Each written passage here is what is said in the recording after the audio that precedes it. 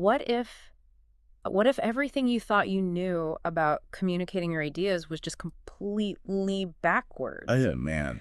Right. I mean, what if the secret to actually getting heard in this world isn't about what you say or, how brilliantly you say it? What if it's entirely about what your listener already believes before you even open your mouth? It is a massive and honestly a really uncomfortable paradigm shift for a lot of people. Yeah. Because, I mean, think about it. Whether you're pitching a startup or you're trying to get a promotion or, heck, just trying to convince a friend to watch a specific movie. Right. The stakes don't even matter. Exactly. We spend all our time obsessing over our own words. Yeah. We obsess over our own product, our own brilliance, the logic of our argument. We're just totally focused inward. Right. And in doing so, we just completely ignore the biological and psychological reality of the mind we're actually trying to reach. And that reality and, well, how to actually work with it is exactly what we are dissecting today. Yeah, it's a big one. It really is. So if you are watching this or listening right now, you are probably someone who has a message to share or a business to build or an audience you desperately need to reach. Which is pretty much everyone. Basically everyone, yeah. So today's mission is to give you the ultimate shortcut to doing exactly that. We're going to be unpacking the foundational first chapter of the classic business text, Positioning, The Battle for Your Mind. Such a good book. A total classic. You are about to learn why trying to create something entirely new in someone's mind is just a guaranteed recipe for failure. Yeah, you're just setting yourself up to fail. Exactly.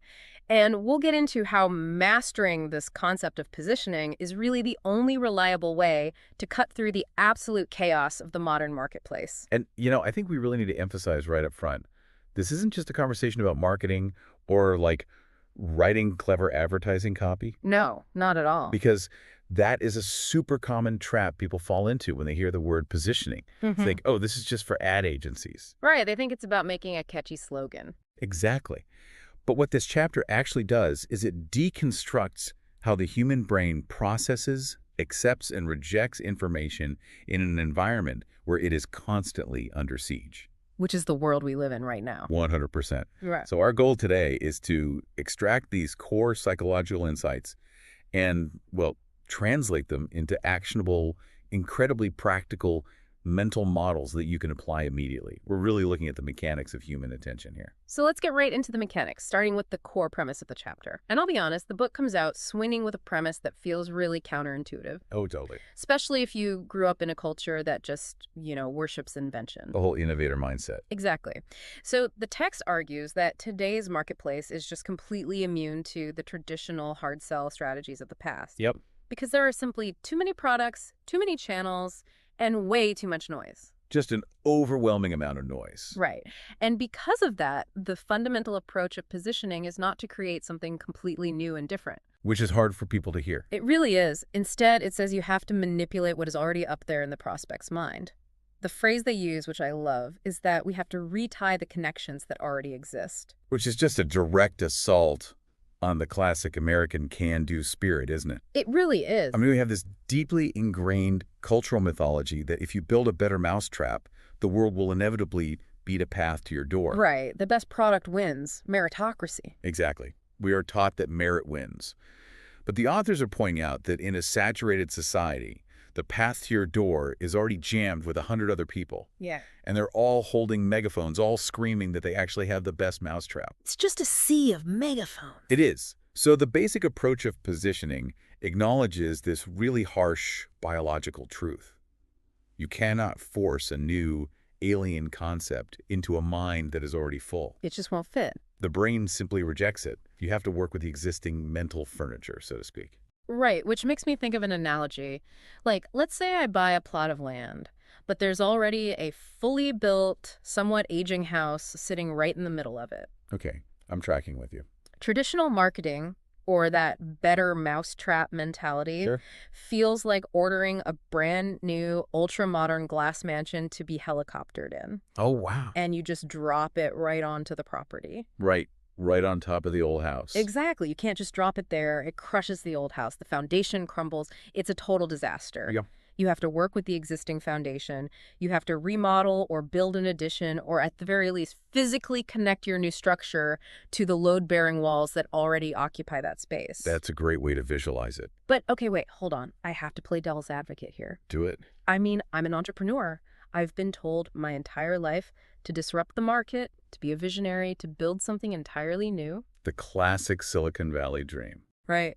Are these authors seriously telling me that the entire ethos of pure innovation is wrong and I should just, like, settle for tweaking what's already out there? It's a really great question. And honestly, it's where a lot of visionaries get highly defensive I can imagine. because it feels like you're telling them their baby is ugly.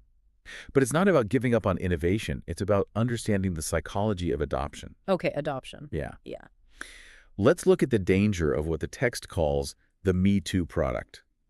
The past few decades of advertising basically forced a brutal return to reality because simply claiming to have a better or newer product, it just no longer works. Why not, though, if it's actually better? Because of how the human mind categorizes information to survive. It operates like a highly organized filing cabinet. Okay. If you show up with a radical new file that doesn't clearly fit into a pre-existing folder, say the productivity folder or the entertainment folder, the mind doesn't expend the cognitive calories to build a brand new folder just for you. Oh, wow. It just throws your file in the trash. It's purely a mechanism for conserving energy. Okay, let's play that out because the cognitive energy piece is fascinating. It's huge. Because the brain consumes what, roughly 20% of our body's calories? Something like that, yeah. So thinking is literally physically taxing. Very taxing, yeah. So when you hit me with a completely novel concept that forces me to reevaluate my entire worldview or, learn a whole new category of product, my brain essentially says, nope, too expensive, I'm shutting this down. Exactly.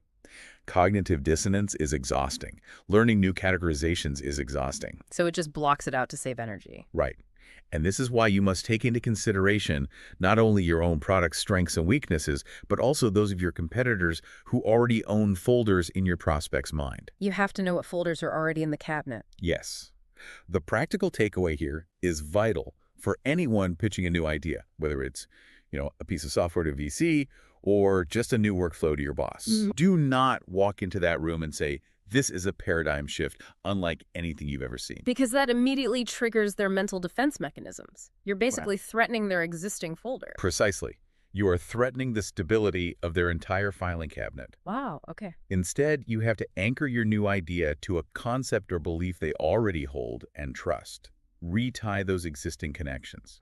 Okay, so how do I do that in a meeting? You say something like, you know how we currently use X to solve Y? Well, this is the natural evolution of that. Oh, I see. You show them how your new idea perfectly slips into a folder they already rely on and understand. You make the new thing feel familiar. You make it safe for the brain to process. Exactly. Safety is key. But to really grasp why the brain's defense mechanisms are so fiercely guarded today, I think we have to look at the environment that created this evolutionary response in the first place. We do.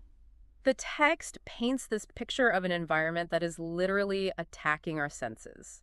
They call it the over-communicated society. And they make a really compelling case that we are living in the world's first truly over-communicated society, where the sheer volume of communication has actually become the primary barrier to communication. Which is so ironic when you think about it. It is. We have crossed this threshold where sending a message just simply no longer guarantees it will be received. Wow. In fact, each year we send exponentially more, and proportionally, the audience receives less. The numbers they use in this chapter to illustrate this are wild and, frankly, a little terrifying. Yeah, they really put it into perspective. They point out that at the time of their research, the per capita consumption of advertising in America was $376.62 a year. Per person. Per person, meaning that's how much money was spent bombarding a single average American. And that was compared to just $16.87 in the rest of the world. It's a massive disparity. Huge. Now, obviously, adjusting for inflation and, the explosion of the digital age, those dollar amounts are almost quaint today. I feel like I personally consume $376 worth of targeted social media ads just while drinking my morning coffee and scrolling on my phone. Yeah, before 9 a.m. And that modernization is crucial. The $376 figure was calculated in an era of just television, radio, and print. Right, physical media. Today, in the attention economy, we are talking about algorithmic feeds, push notifications, email newsletters, ambient digital displays in taxis. Everywhere. It's everywhere. We are swimming in a torrential ocean of messaging, which forces us to completely reevaluate the traditional rules of impact. Okay, say more about that. Well, when the baseline noise level of society is that high, the old physics of communication just completely break down. Right, the old physics. Let's look at the math the book provides, because this is where the traditional mindset really falls apart. Let's do it. Let's say you are a startup and you manage to scrape together $1 million a year for an advertising or marketing budget. That feels like a lot of money. It feels like a ton. You feel like an absolute titan, Yeah. right? You're spending $1 million, you're going to take over the world. Yep. But the math shows that if you spread that $1 million across the population, you are bombarding the average consumer with less than a half cent of advertising over 365 days. A half cent. A half cent. And that consumer is already exposed to hundreds, if not thousands of dollars of other messaging trying to get their attention. Exactly. The book uses this really powerful analogy. Advertising is not a sledgehammer, it's more like a light fog. It's a brilliant metaphor because it just totally changes our fundamental expectation of what messaging actually does. Well, wait, I have to challenge this fog idea. Okay, challenge away. Because if I have $1 million, or even if I just have a truly undeniable, incredibly well-crafted argument, shouldn't I be able to buy a sledgehammer? You'd think so. Right. Shouldn't a good enough message be able to smash through that fog? Why can't I just swing harder and be louder than everyone else? It is deeply tempting to think that way, and honestly, mostly because of our egos. Fair enough. We want to believe our message has mass and velocity. A sledgehammer implies a forceful, direct, kinetic impact. Right. Boom. It implies you can identify a target, swing, and hit it cleanly, leaving a dent. But the societal environment is so dense with noise, so endlessly saturated with competing claims, that your $1 million message just doesn't act like solid steel. It just doesn't have the mass. Exactly. It acts like a mist, it diffuses, it envelops the prospect, floating around them in the periphery without ever breaking through their cognitive defenses. Wow.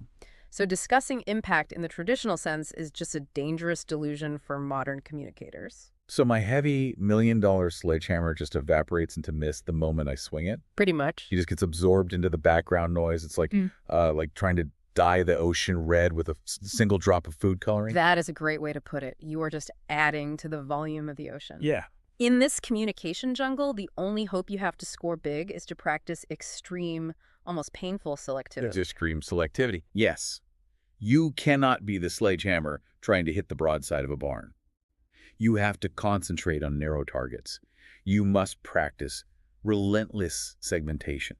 Positioning. In a word, positioning.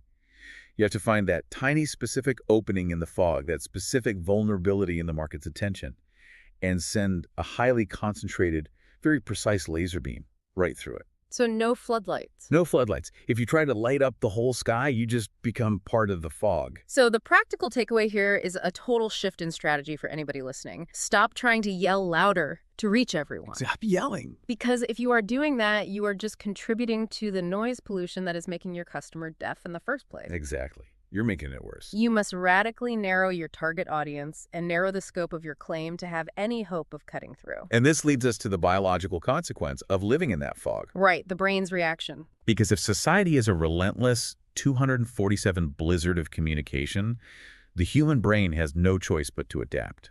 It cannot possibly process the millions of data points hitting it every day. It would fry out. The cognitive load would literally drive us insane. Yeah. So this necessity leads directly to the psychological defense mechanisms the mind creates just to protect its own sanity. Okay, so if the environment is a dense fog, what is the brain actually doing inside that fog? It's not just passively breathing this in, right? Yeah, not at all. It's actively fighting back. The text introduces this as the oversimplified mind. Yes. As a defense against this sheer, crushing volume of communications, the mind actively screens, filters, and outright rejects the vast majority of information offered to it. Just deletes it immediately. Right. The only defense a human being has is to oversimplify. The mind accepts only information that matches prior knowledge or experience. Which is such a critical pivot in how we view our audiences. Yeah. We'd like to think of the human mind as this infinite sponge, right? Eager to soak up all the brilliant data and nuance we want to provide. We think everyone is just waiting to learn from us. Exactly. But the reality is that the mind is much more like an overloaded electrical circuit board. Okay, I like that. It is actively tripping breakers to prevent a catastrophic fire. Rejecting information isn't a sign of ignorance from your audience. It is a highly evolved survival mechanism. You mentioned a sponge a second ago, and the text actually uses a variation of that, which I absolutely love. Oh yeah, the dripping sponge. Yes, they write, the average mind is already a dripping sponge that can only soak up more information at the expense of what's already there. It's such a visceral image. It really is. Yeah. I want you to picture trying to pour a fresh glass of water onto a sponge that is already completely saturated, just dripping onto the kitchen counter. It's full. Right. It doesn't absorb a single drop. The new water just spills right off the sides and makes a mess. It's a vivid image of cognitive capacity. But, it also raises a pretty big question about modern capability. Right, because my immediate reaction to the dripping sponge is to look at all the tools we have today. Yeah, our tech. Because with the internet, with constant access to cloud data, with smartphones basically acting as external hard drives for our memories, aren't we expanding our capacity to learn? You'd assume so. I mean, we have more access to information than at any point in human history, so why is the intake valve of the brain tightening instead of expanding to meet the moment? That is the ultimate paradox of the information age. The text brings up a technological example that perfectly illustrates this disconnect. Okay. Ries and Trout use the example of CD-ROMs holding entire encyclopedias, which obviously is hilarious to think about now. Right. Behold, the mighty CD-ROM. Exactly. It sounds completely archaic. But imagine applying their exact logic to having the entirety of ChatGPT or the sum total of human knowledge in your pocket right now on a smartphone. Right. Technology has increased the volume of communication 1,000-fold since this book was written. The transmission capability is essentially godlike at this point. We can send anything, anywhere, instantly. But as they brilliantly point out, no one has invented a compact disk for the mind. Or a cloud storage upgrade for the cerebral cortex. So it doesn't matter if we invent fiber optic internet or, neural links that can transmit a terabyte a second. Nope. Because if the biological processor, the human brain, maxes out at a few megabytes a second, all that extra data is just noise. It's just more fog. We are fundamentally bottlenecked by biology. Our brains are essentially the same hunter-gatherer hardware that existed 10,000 years ago, but we're trying to process a cyberpunk reality. That is exactly the issue. Our biology has not evolved just because our transmission technology has. Right. Because of this physiological limit, the medium of our society acts like a massive filter, not a transmission system. We as communicators think we are firing a fire hose of pristine data at our audience. Open wide. Exactly. But the receiver's mind is a microscopic, highly aggressive spam filter. Only a tiny, tiny fraction gets through. And what happens to the rest? The rest is flagged as spam and deleted before it even registers in their conscious thought. And as a result of this necessary aggressive filtering, what the authors call glittering generalities, have become a necessary way of life. Okay, glittering generalities. The mind must oversimplify to cope with the complexity. If it didn't oversimplify, it would just be paralyzed by decision fatigue. So the intake valve literally tightens as a direct reaction to the wealth of information. Yes. The more you spray the fire hose, the more the spam filter blocks. Exactly. So when presenting information to anyone, whether you are pitching a client, updating your boss, or honestly arguing with your spouse, we have to respect the prospect's biological limits. You have to. The practical takeaway here is that you have to stop drowning people in new facts if their sponge is already full. You can't just pour the whole glass of water and expect them to absorb all your nuance. It's going to spill all over the counter. You have to find the one specific drop of information that naturally mixes with the water already inside their sponge. But see, that creates an immense challenge for the communicator. House. Well, if the mind is a completely saturated sponge, actively filtering out complexity, and if our detailed arguments are just bouncing off the sides, Right. how do we physically construct a message that actually gets absorbed? Right. How do we find that single drop? Okay, so if my prospect's mind is a completely saturated sponge that rejects new information, I'm stuck. How do I physically construct a pitch that doesn't just bounce off? Right. The answer the text provides is what they call the oversimplified message. Yes. Because the mind is oversimplified, the absolute best approach in our overcommunicated society is the oversimplified message. It's matching the environment. Exactly. The book states that in communication, just as in architecture, less is more.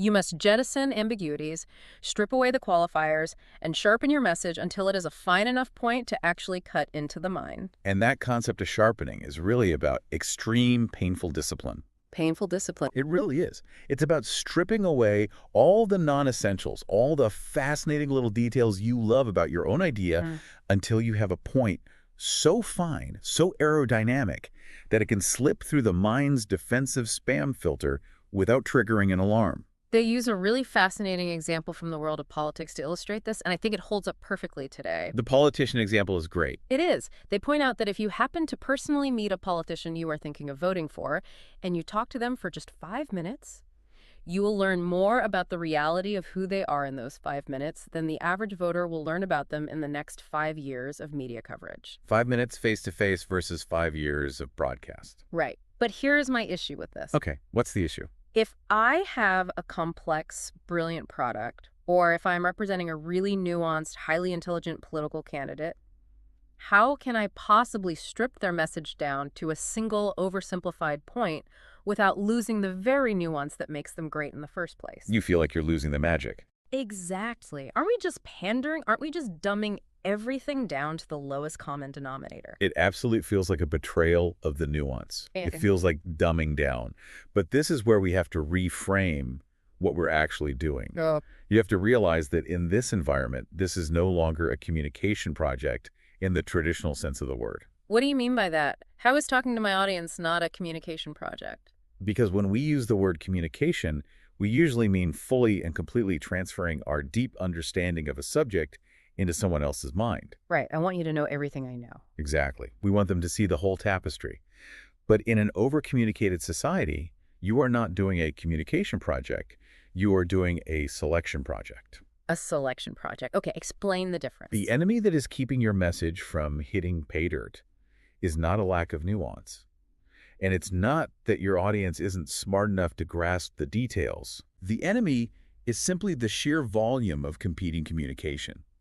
The prospect simply does not have the 5 years to study your candidate's voting record. Right, they're too busy. Or the 5 hours to read your software's feature manual, or even the 5 minutes to watch your full YouTube ad. They just hit skip ad. Exactly. Their spam filter is already deleting you. Therefore, as a communicator, you have to ruthlessly select only the material that has the absolute best chance of surviving the filter. You have to pick your best shot. Right? You have to simplify, and then, as the authors say, simplify some more. If you stubbornly try to include all the beautiful nuance, your message becomes too wide, too heavy. It's not sharp anymore. It's blunt. It hits the filter, triggers the defense mechanism, and nothing gets through. 0%. Wow. Okay, so it's literally a choice between getting 1% of your message through or 0%. That's the choice. That is incredibly painful for experts. Oh, it's the hardest thing they have to do. Because when you know a lot about a subject, or you've spent 3 years building a product, you want to share all the details because you know exactly why they matter. You're proud of it. You want to tell the whole origin story. But the practical takeaway here is that you must ruthlessly edit yourself. You have to essentially murder your darlings. Yep. Do not try to tell the whole story. You have to pick the single, sharpest, simplest point to pierce the prospect's mental filter. Exactly. Because a single point that actually gets inside their head is infinitely more valuable than a beautiful, highly nuanced, comprehensive story that just bounces off their dripping sponge and onto the floor. Precisely. And accepting that brutal reality that you can only send one sharp point brings us to the ultimate paradigm shift of the entire chapter. Okay, let's get into it. Because now the big question is, how do you know which point is the sharpest? Right. Out of all my features, which one do I pick? Exactly. How do you find that one specific drop of water that will be absorbed? To find it, you have to completely change where you're looking for the answer. And this is the pivot. To effectively position a product, a candidate, or yourself, you must turn your entire process inside out. Turn it inside out. The text calls this the shift from inside out to outside in. Yes. When you are looking for the solution to your marketing problem, you do not look inside your product. You do not look at your feature list. You don't even look inside your own mind or your company's mission statement. Which is where everybody looks. Exactly. But you're supposed to look for the solution inside the prospect's mind. You must completely ignore the sending side of the equation and concentrate entirely on the receiving end. Which is, without a doubt, the hardest step for any business, creator, or individual to take. Why is it so hard, though? It requires putting your own ego, your own pride in your craftsmanship, and your own deep knowledge of your product completely aside. You have to detach. You have to stop looking in the mirror, admiring your own complexity, and start looking out the window at the messy, chaotic reality of the consumer's brain. But I really have to wrestle with this because the text brings up a massive philosophical question here that makes me deeply uncomfortable. Okay, let's hear it. The authors literally pause and ask, what about truth? What about the facts of the situation? Ah, yes. The truth. Are we seriously saying that objective reality doesn't matter anymore? I mean, think about this practically. If I engineer a revolutionary new car engine and it objectively gets 100 miles to the gallon, Yeah. I have the lab reports, I have the facts, but for whatever reason, the public perceives my car brand as a gas guzzler. They just think it's a gas guzzler. Does the truth really not matter? Does the objectively best product actually lose just because the perception is wrong? It is a phenomenal tension, and it's one that makes engineers, scientists, and logical thinkers deeply, deeply frustrated. It's infuriating. It is. But let's look at the quote they use from John Lindsay, the former mayor of New York. In politics, the perception is the reality. Perception is reality. And this applies universally to positioning. Every single human being intuitively believes that they hold the key to universal truth. We all think we're right. Right. We all think our view from the inside of our own heads looking out at the world is objective reality. We think we are rational and everyone else is susceptible to marketing. Yeah, marketing is for other people. Exactly. But in the battle for the mind, the view from the outside looking in is the only metric that exists. So the old cliche is actually a biological imperative that the customer is always right. And by extension, the seller or the communicator is always wrong if they're arguing against the customer's perception. Wow. It might seem incredibly cynical, almost nihilistic about the concept of truth, but remember the dripping sponge. Right. If the sponge will only accept water that matches its current temperature, it doesn't matter if your water is objectively pure, cleaner, or ethically sourced. Just rolls off. If you want to get your message accepted, trying to actively change a mind using brute force facts is the road to absolute advertising disaster. You have to accept that the receiver's perception is their reality. So if they perceive it as a gas guzzler. Then, in the battle for their mind, it is a gas guzzler. It doesn't matter what the lab report says. The lab report is just more fog. You're just throwing facts into the fog. Exactly. Arguing facts against a deeply held perception is a losing battle because it triggers that cognitive defense mechanism we talked about.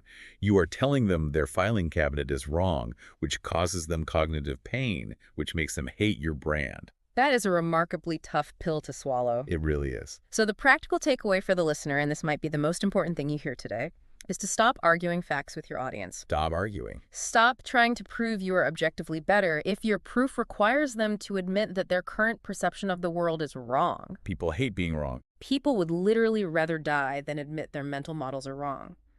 Focus entirely on their existing perceptions, because to them, their perception is the only factual reality that matters. That's all they know. You have to find a way to align your sharp, oversimplified message with what they already believe, rather than fighting a war against their filing cabinet. If we pull all these threads together, the soul of this chapter is actually profoundly elegant. Yeah.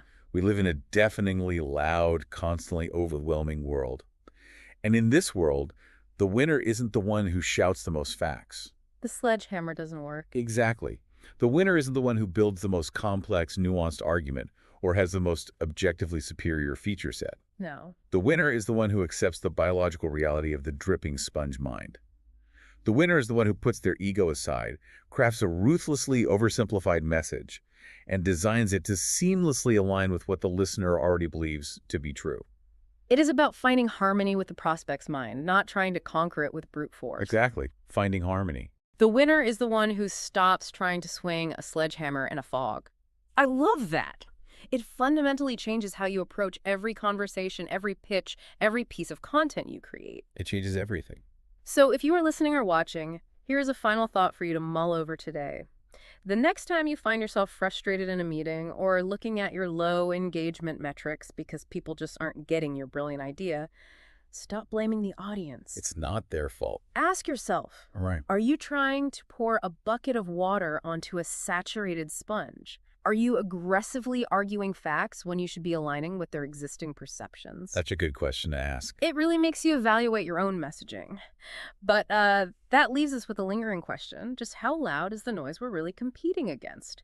And what happens to a society when that fog turns into a hurricane? It gets intense. It really does. Next time, we'll dive into Chapter 2, The Assault on the Mind, to uncover the sheer staggering scale of the traffic jam inside our heads and why the problem is much, much worse than you think. So I want to start this deep dive with something that I think is just wild. Think about the Lord's Prayer for a second. Okay. It is arguably one of the most foundational texts in human history, right? It's guided billions of people for millennia. Yeah, absolutely. So how long do you think it is? Like word count. Oh, man.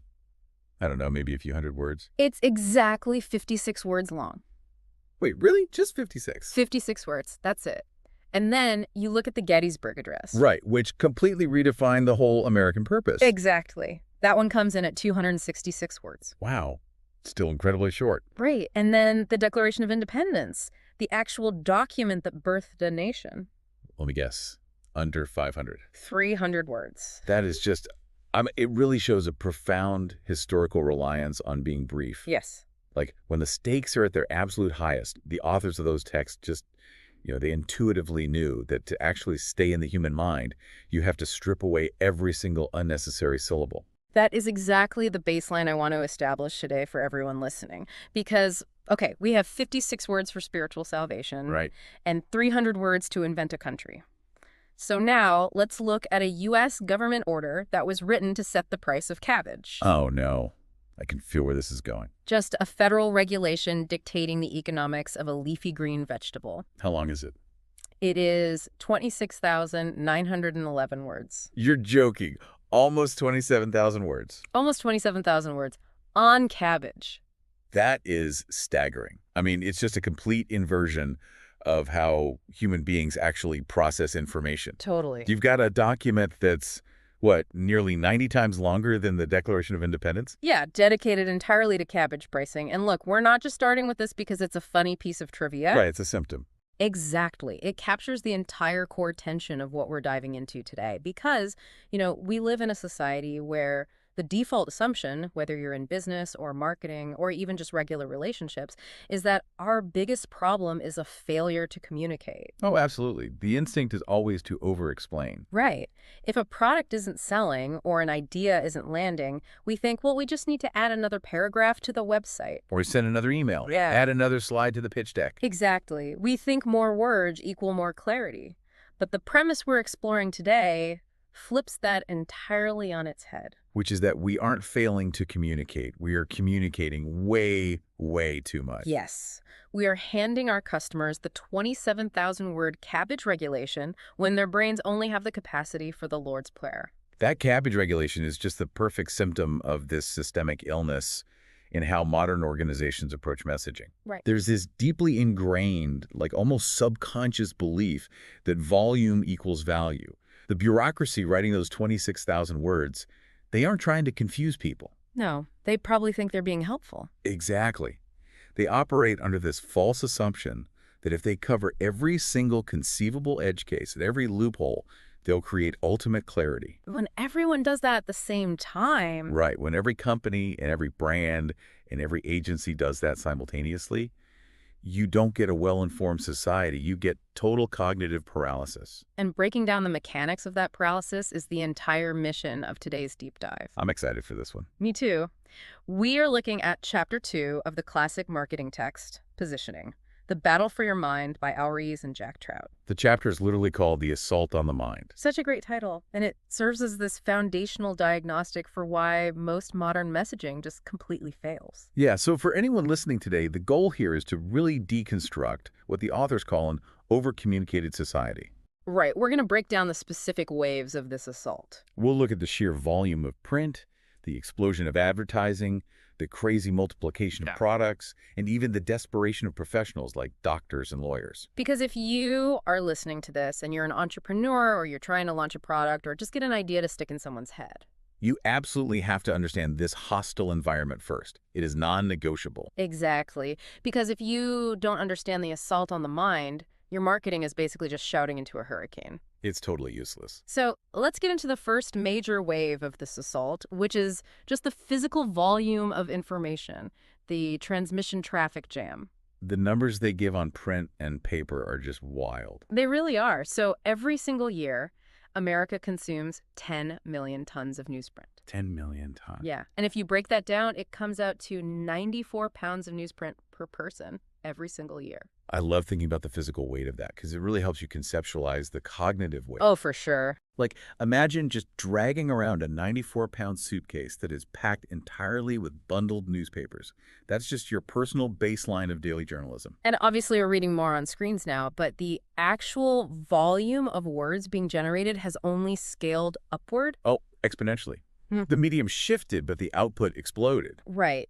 And the authors used the Sunday edition of the New York Times to really put this in perspective. Oh, this is a great example. So a single Sunday edition weighs about 4.5 pounds, and it contains roughly 500,000 words. 500,000 words in one day's paper. Yes, and they did the math.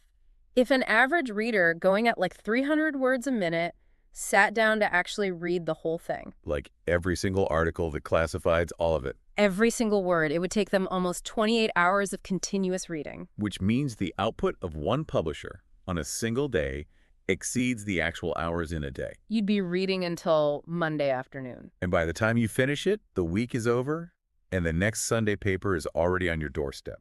Exactly. And that's just one newspaper. Right. They also note there are 30,000 new books published in America annually. 30,000. Yeah. So to read just 1 year's output of books, if you read 24 hours a day and never slept, it would take you 17 years. That's just terrifying. And then you look at institutions, the Pentagon, just their internal copy machines, churn out 350,000 pages a day. A day? Yes. That's like printing 1,000 novels every single day just to keep the Defense Department talking to itself. And this brings us right back to the cabbage pricing psychology. How so? Well, the people running those copy machines or writing those 30,000 books, they're all participating in this culture of defensive communication. Defensive communication. I like that. Yeah, they're terrified of leaving something out.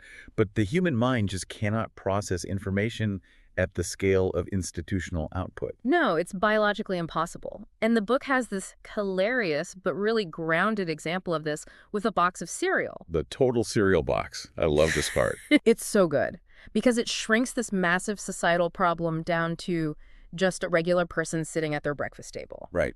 So you have a standard 8-ounce box of wheat flakes. The authors actually counted the copy. There are 1,268 words printed on the outside of that box. Which is already a lot for just staring at it while you eat. Right. But it gets worse. The box has a promotional offer for a free booklet on nutrition. Of course it does. And that booklet contains another 3,200 words. So a consumer, just trying to eat a bowl of cereal, is being handed nearly 4,500 words of marketing and nutritional justification. Exactly. Over $4,000. It perfectly encapsulates that instinct to over-explain we were talking about. Totally. You could just imagine the marketers in the boardroom, right? Feeling this immense pressure to prove the value of their wheat flakes. Oh, they probably had massive arguments about it. Right. Arguing over whether to focus on the riboflavin or the vitamin B12. And then they just compromise and say, let's just put paragraphs on both. Just put it all in the box. They honestly operate under this illusion that the person eating breakfast is actively looking for a college-level education in nutritional science. Which they aren't. But, let me play devil's advocate here for a second. Sure, go ahead. Let's say you're an entrepreneur listening to this. Yeah. You've spent like 3 years developing a new piece of software or some amazing physical product. You poured your life into it. Exactly. You know every single feature. You know exactly how it beats the competition. Right. So isn't it a natural, almost undeniable urge to put all 20 of those amazing features right there on the landing page? Oh, it's incredibly natural. You want the customer to know exactly what they're getting. So is the book saying that giving them a comprehensive view is actually a bad thing? It's not just a bad thing. It is actively destructive to your business. Actively destructive. Wow. Why? Because of cognitive load. Yeah. Look, the human brain is an amazing, efficient machine, but its capacity to hold active, new information is strictly limited. Right. So when you hit a prospect with 20 features or 4,000 words about cereal, You are demanding that their brain do the heavy lifting. You're making them work for it. Exactly. You're asking them to sort the data, prioritize it, and figure out what actually matters. And the brain doesn't want to do that. Not at all. The brain sees that required effort as a threat to its energy reserves. So instead of carefully reading your 20 features, it just shuts the intake valve. It just rejects it completely. Yep, it rejects the entire message. When you over-explain, you aren't quenching their thirst for information. You are literally turning a fire hose on them. You know, it reminds me of how the spam filter works on an email account. Oh, that's a perfect analogy. Right, because the spam filter isn't sitting there reading the nuance of the email to see if it's a good deal. No, it's just looking for patterns. Exactly. The second it detects too much noise, too many links, or just overwhelming block text, it quietly routes the whole thing into the trash. Before you even have to look at it. Exactly. The user never sees it. And it seems like the human brain runs a very similar, highly aggressive spam filter. It really does. Neurologically, it's called the reticular activating system. Oh, interesting. Yeah, and it functions exactly like that email filter. It's constantly scanning your environment, looking for threats, opportunities, and very simple, relevant patterns. And everything else? Everything else is classified as background noise and completely discarded before it ever reaches your conscious thought. So what's the practical takeaway for a business owner here? It's agonizingly simple. You have to do the filtering for them. You have to act as the spam filter before it hits their brain. Yes. You must ruthlessly edit your pitch down to its absolute barest essence. You don't have the luxury of giving exhaustive detail. You have to find your 56 words. Exactly. You have to find the Lord's Prayer version of your brand. Because if you show up with a cabbage regulation, their brain spam filter deletes you instantly. That is so powerful. But the crazy part is, everything we just talked about, the books, the cereal, the regulations, that's just the print explosion. Right, that's just the baseline. The real assault comes from the environment itself. Which leads us to the next big dynamic in the chapter. The massive explosion of media and professional advertising. This is where the numbers go from just being heavy to being psychologically overwhelming. Yeah, the text lays out this unbelievable geographic imbalance. So at the time they wrote this, America made up only 6% of the global population. Just 6%. But that 6% consumed 57% of the world's advertising. That's insane. It is. And to give it some scale, the authors point out that Americans consume about 33% of the world's energy. Wow. So we are significantly more extravagant with marketing messages than we are with literal fuel and electricity. Yes, we consume way more ads than power. And the historical trajectory of this is what makes it so hostile to our nervous systems. Tell me about that. So right after World War II, the per capita consumption of advertising in the U.S. was about $25 a year. Okay, $25 a year spent trying to reach one person. Right. But by the time this book came out, that number had skyrocketed to $376 per person. A 15-fold increase. Exactly. That is a 15-fold increase in the sheer volume of commercial messaging fired at a single human being. Now, if I'm playing the skeptic again, couldn't someone argue that more information creates a better, more efficient market? How do you mean? Well, if I'm exposed to 15 times more advertising than my grandfather in 1950, shouldn't I be 15 times more informed? Right, in theory. Shouldn't my purchasing decisions be vastly superior because I have this huge marketplace of ideas and options to choose from? It's a logical thought, but the fatal flaw in that logic is assuming the human brain scales up alongside the media landscape. Ah, the hardware doesn't change. Exactly. The authors use this very grounded metaphor. They say the brain is essentially a one-quart container sitting on top of your neck. This is one quart. Just one quart. And it is biological. It does not magically expand just because the cable company gave you 500 channels. Or because the internet gave us infinite scrolling. Right. The hardware is fixed. So if you try to pour 15 quarts of water into a one-quart container? The container doesn't stretch. The excess 14 quarts just spill over the sides and evaporate. They're just gone. Completely wasted. And this requires a fundamental shift in how we understand media. Okay, unpack that for me. Well, there's this common misconception that media like TV, radio, print, and now digital screens are transmission systems. Like open pipes delivering data directly into the consumer's head? Right, but the authors argue the exact opposite. They say the medium actually acts as a filter. A filter? Yes, because the one-quart container is constantly overflowing, the brain tightens its defenses.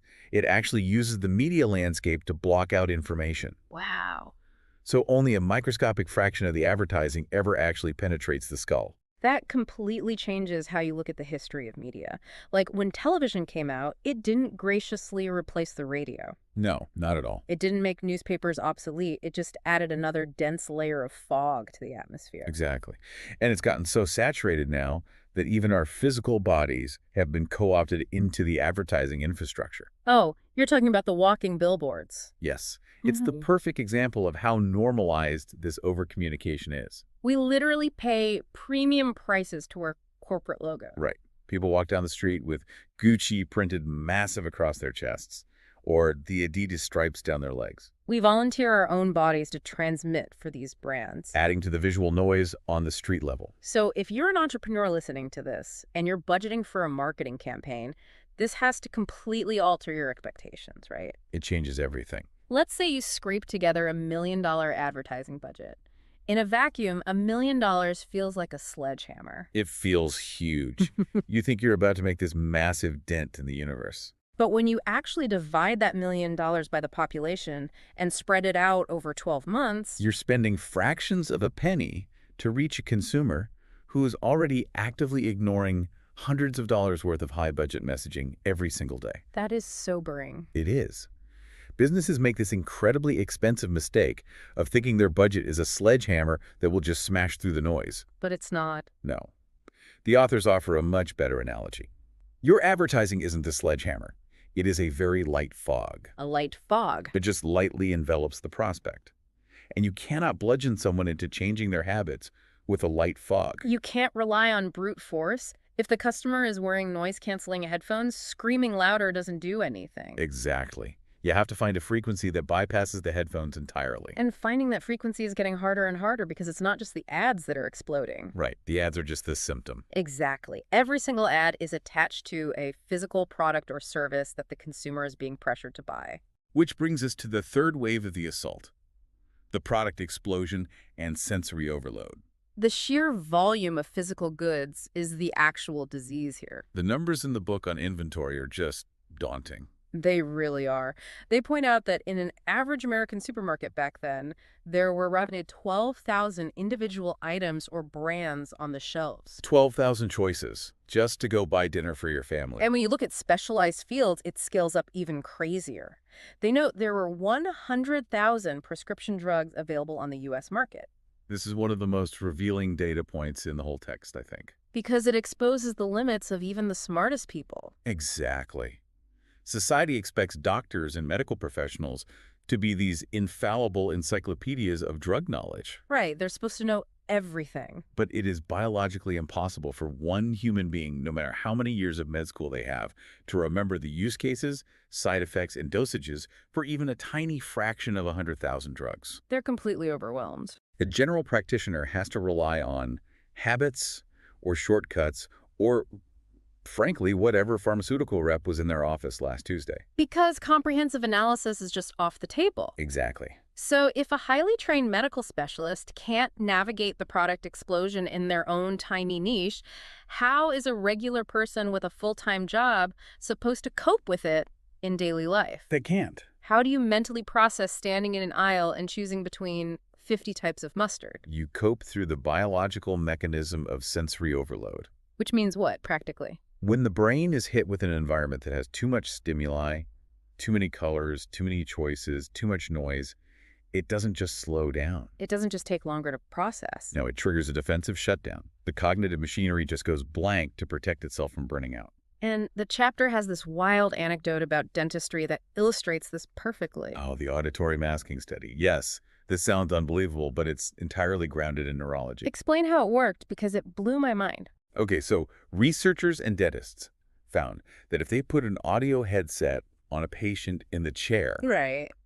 and they flooded the patient's ears with intense volume like really loud white noise or music, the brain became so consumed with processing that massive auditory input that it literally ran out of bandwidth. You couldn't process anything else. Exactly. It ran out of bandwidth to process other sensations. Yeah. So the pain signals coming from the dental drill never actually registered in the patient's conscious awareness. The noise acted as a complete anesthetic. The bandwidth was entirely consumed by the noise, so the pain effectively didn't exist to the patient. That is just an incredible biological quirk. It really is. I think a more relatable way for listeners to visualize this is thinking about a high-end perfume boutique. Oh, that's a great If comparison. you walk in and the clerk hands you that first little paper strip, you smell it, your system is fresh, and you can distinctly perceive the cedar or the vanilla. Right. Super crisp and clear.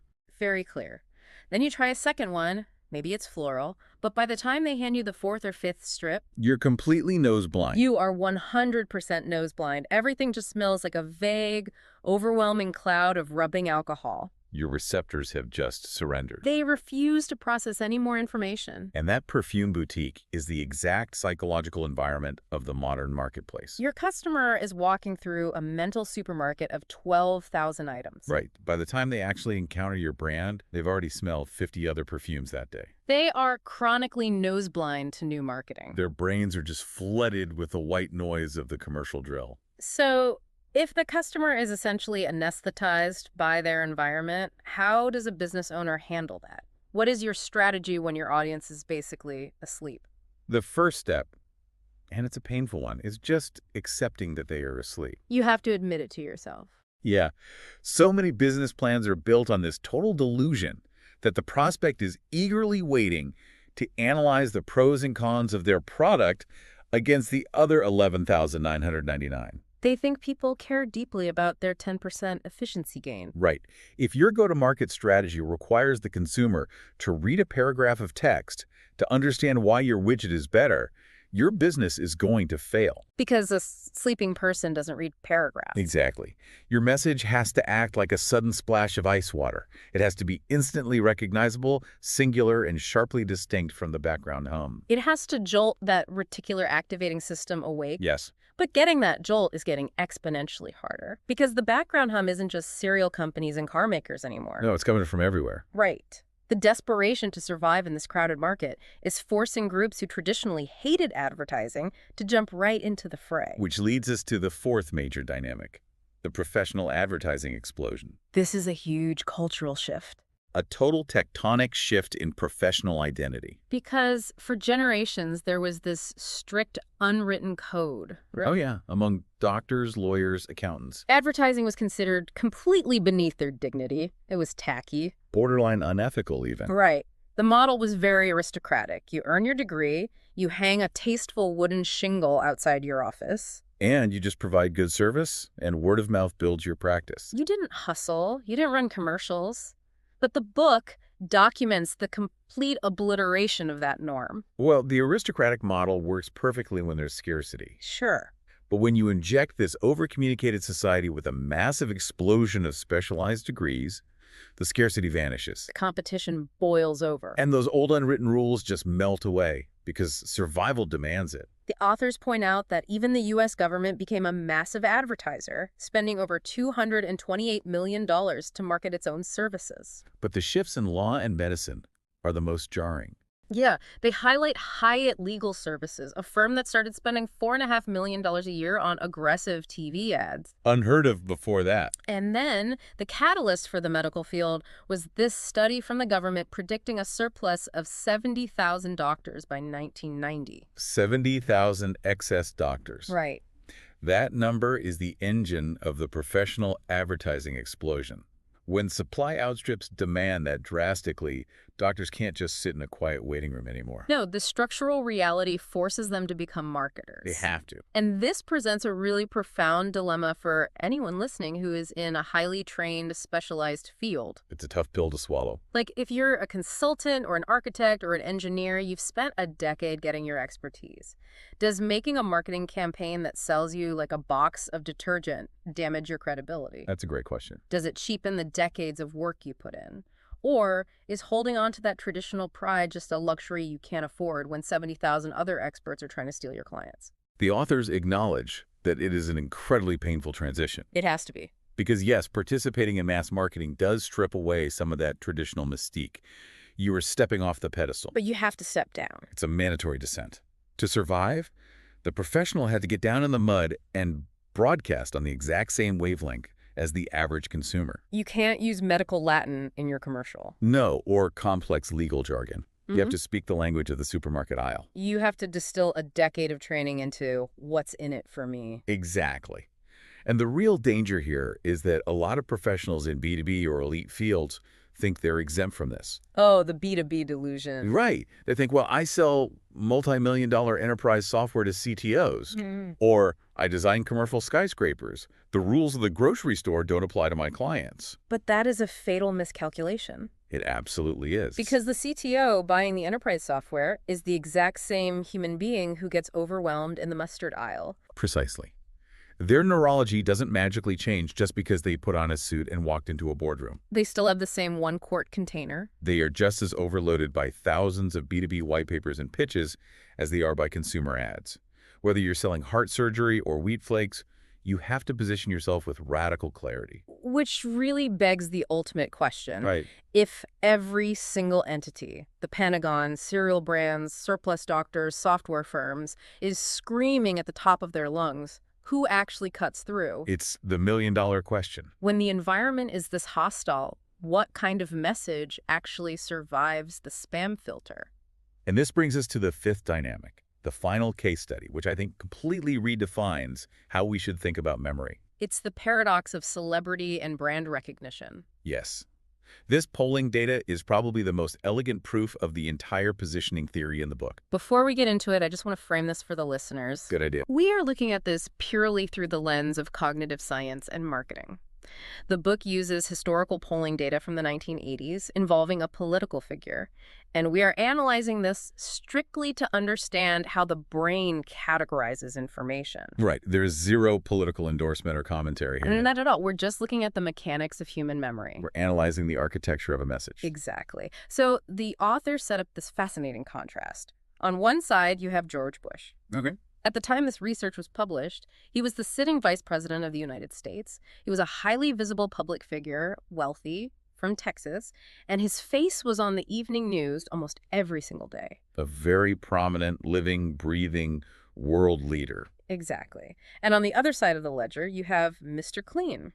The cartoon genie. A fictional, muscular, bald cartoon genie with a gold earring made by Procter & Gamble to sell household cleaner. A two-dimensional drawing designed to sell soap. Right. So researchers polled standard supermarket shoppers to test recognition. And the results are just an absolute indictment of how we think communication works. According to the poll, 44% of the shoppers did not know who George Bush was. Nearly half the public. Almost half the voting age public couldn't identify the man who was one heartbeat away from the presidency.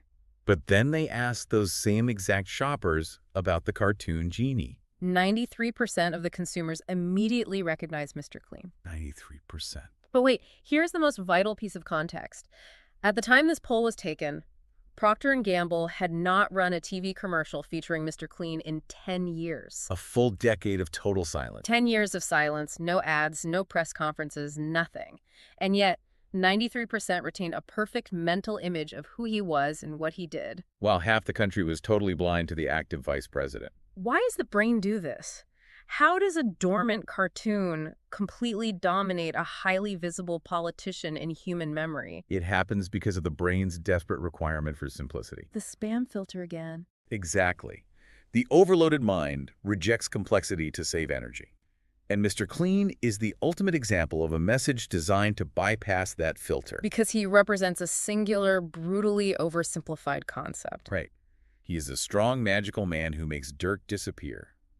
That's it. There's no nuance. Zero nuance. No backstory to memorize. Yeah. No complex chemical formulas to understand. Procter & Gamble took that one highly sharpened concept and hammered it into the public consciousness. And because it required absolutely no cognitive effort to understand, it slipped right past the defenses. It locked itself permanently into their long-term memory. It found a tiny, empty slot in that 1-quart container, parked there, and just never left. Exactly. Now compare that cognitive load to processing a politician like George Bush in the 1980s. It's way heavier. Right. A human being with a long career is inherently complex. Is he a moderate? Is he a strict conservative?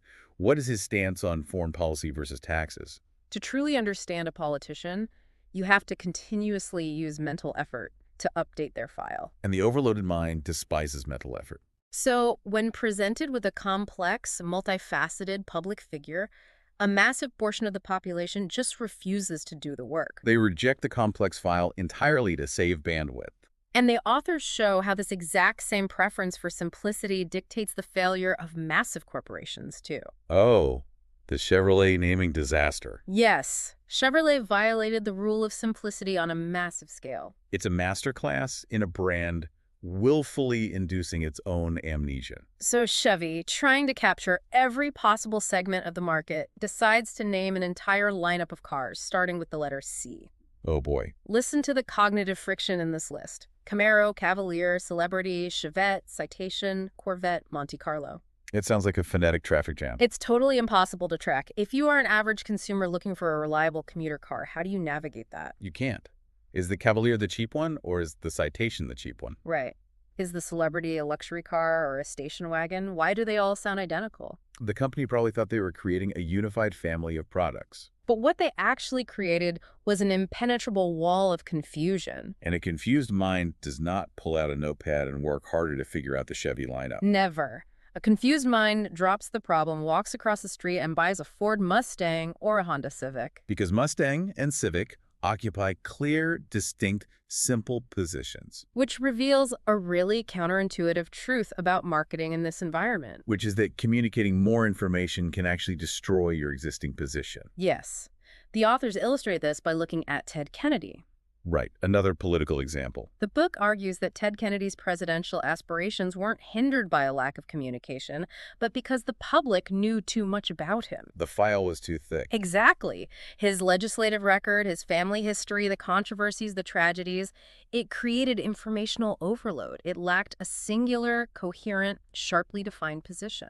And that leads to a really challenging question for any creator or entrepreneur. Right, because is the core thesis here suggesting that it's sometimes better to remain completely silent, to halt all your marketing if your message isn't perfectly positioned? That is the exact unyielding truth of this framework. Wow. If your message is murky, or your product lineup is confusing like the Chevy C cars, or you're trying to communicate 20 features at once. Sending out more emails and running more ads isn't going to help. No, it's like pouring mud into a glass of water.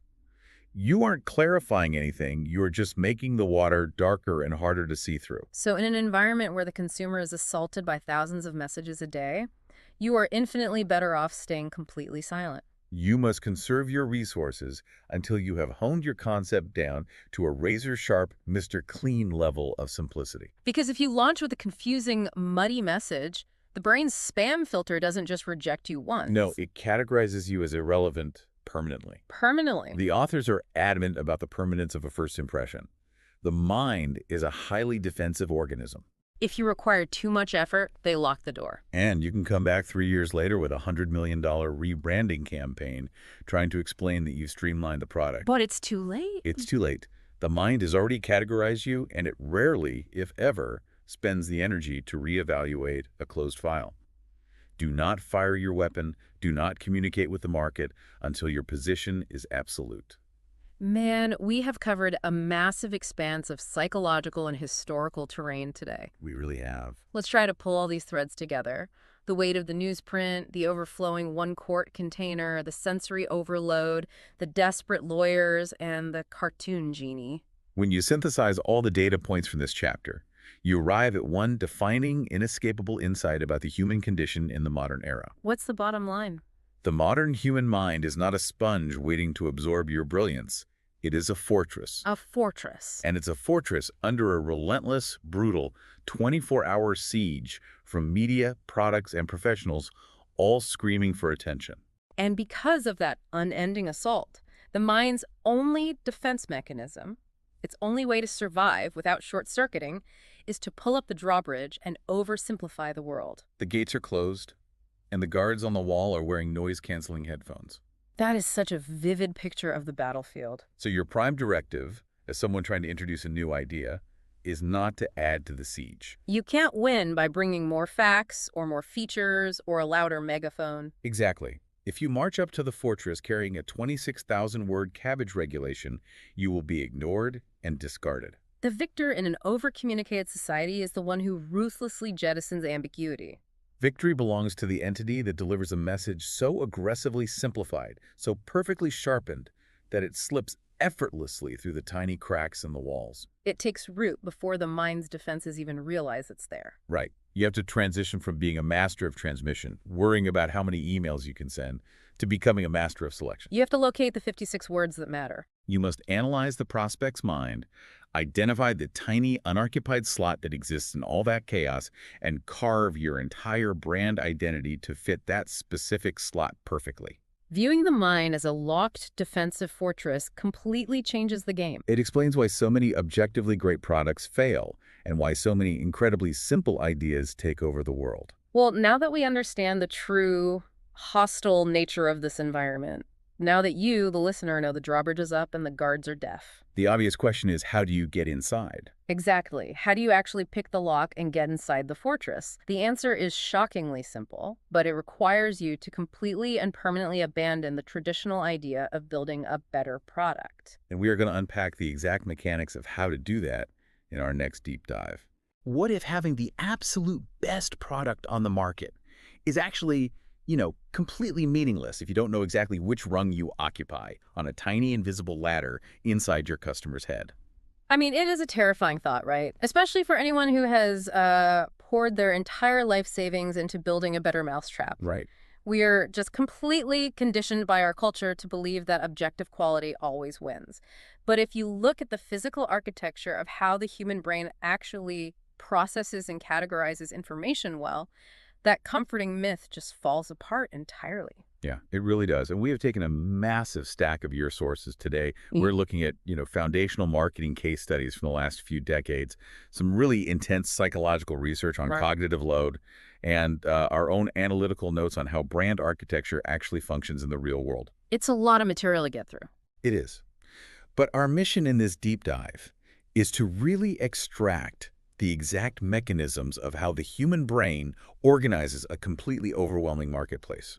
If you are listening to this right now, whether you are an entrepreneur launching a startup, maybe a creative trying to get your work noticed, or literally just someone trying to understand why you buy the things you buy, you're going to learn why the human mind just violently rejects confusing information. Violently rejects it. That's the perfect way to put it. Yeah, we're going to map out how you find your exact place on these mental ladders and why understanding this cognitive framework is, it's the ultimate survival skill in any competitive arena. I love that you use the phrase survival skill because we really have to look at this biologically. I mean, to survive, you must understand the environment you are operating in. Right, like an animal in the wild. Exactly. And in business or, in communication of any kind, your environment is not the store shelf. It is not the internet. Your environment is the human mind. Okay, the mind itself is the environment. Yes. And the foundational error that almost everyone makes is treating the human mind like a computer's memory bank, which, in a superficial sense, I guess it seems like a valid comparison. You have sensory inputs, you have data storage, you have retrieval. Sure, it makes intuitive sense. We talk about our brains like computers all the time. We do. But there is a massive biological divergence that dictates literally everything about how we process the world. A computer is a passive receptacle, right? It must accept whatever data you code into it. If you type it in, it saves it. Right, doesn't argue with you. Exactly. But the human mind is this active, highly aggressive defender of its own status quo. It actively rejects new information that doesn't align with its current state or its prior knowledge. So let me stop you right there, because my immediate instinct is to, sort of push back on that a little bit. As people, we really pride ourselves on being rational. I mean, if you hand me a spreadsheet showing that software A is 10% faster than software B, I don't just reject that data. I absorb it, and I make a logical choice. So what do you mean the brain is actively rejecting it? Well, I mean that your brain is primarily an energy conservation machine. Rewiring your worldview or changing an established belief, that takes a massive amount of cognitive caloric energy. So to save energy, your brain builds a filter. A filter to keep things out. Yes, it creates expectations based on past experiences, and it forces incoming data to fit those expectations. If the data doesn't fit, the brain doesn't just rewrite the expectation. It ignores or it completely warps the data. Okay, warp the data. Give me an example of that. Let's look at the art test from the source material because it isolates this mechanism just beautifully.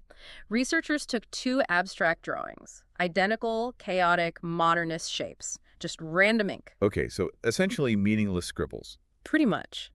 On the bottom of the first drawing, they wrote the name Schwartz. On the second, they wrote Picasso. When the participants were asked to evaluate the pieces, they instantaneously and entirely subconsciously assigned profound genius and emotional depth to the drawing labeled Picasso. Oh, wow. So they aren't evaluating the physical ink on the paper at all. They are literally just evaluating the label. They are evaluating the label because the label triggers a pre-existing neurological expectation. To look at a chaotic piece of art and critically evaluate its merit from scratch, that requires heavy cognitive lifting. Yeah, you have to think about composition, form, all that. Right. But if the brain sees Picasso, it just pulls a shortcut. It says, well, Picasso equals genius. Therefore, this arrangement of shapes must be genius. You literally see what you expect to see. It is a biological shield against cognitive overload. That's wild. It just skips the hard work entirely. It does, and the sources highlight a classic political test that demonstrates this with, honestly, terrifying clarity. If you take a highly controversial article detailing a complex socio-political issue... Like healthcare or something. Yeah, exactly.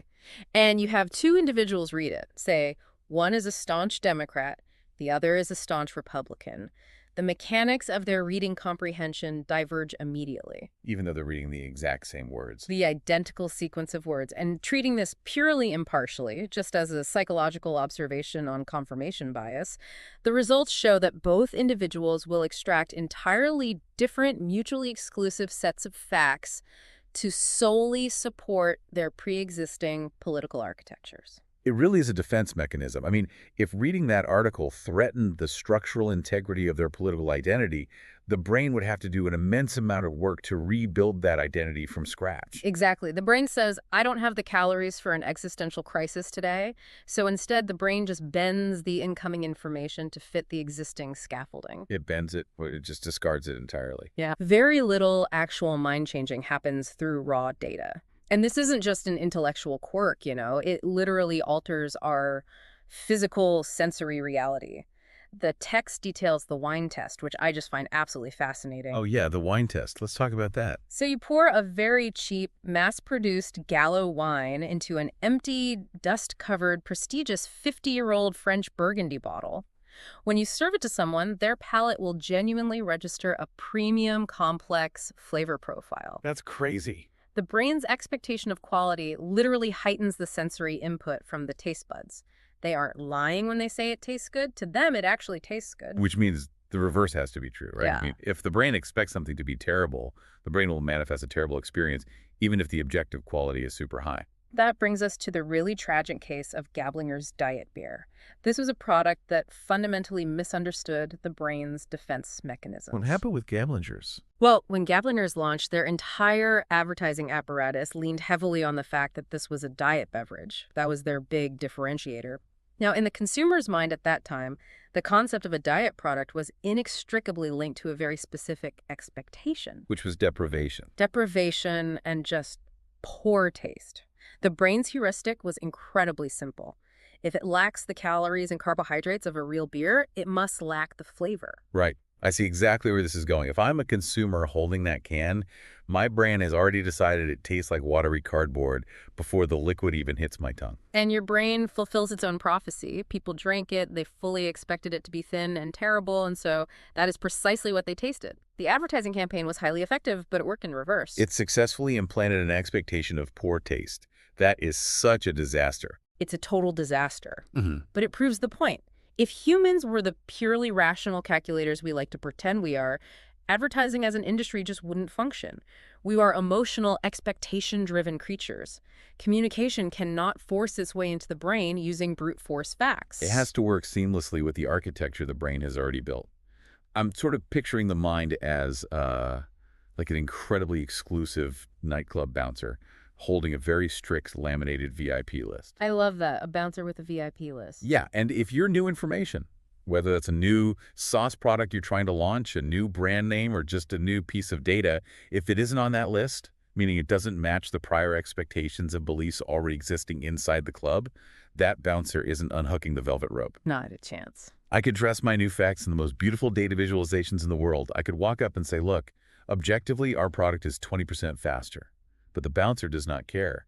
He just looks down and says, you're not on the list, buddy. Yeah. Step aside. That analogy perfectly highlights the financial ruin awaiting companies that try to argue with the bouncer.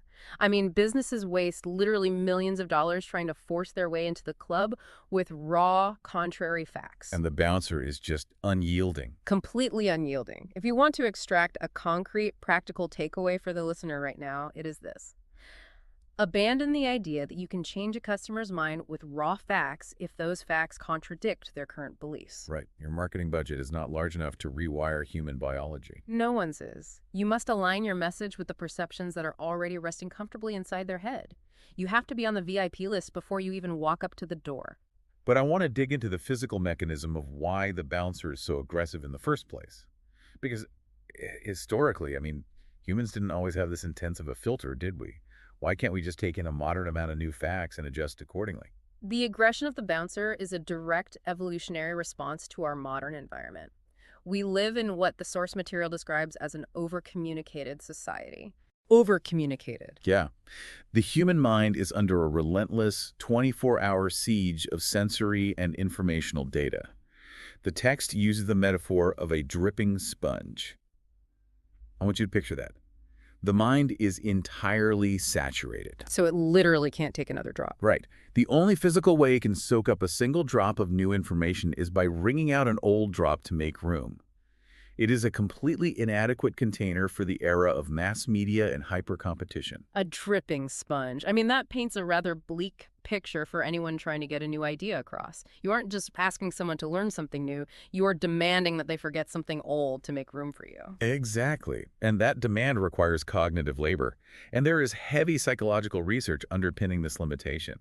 Harvard psychologist Dr. George A. Miller published a landmark paper on this exact bottleneck. Okay, what did he find? He identified what he called the magical number 7.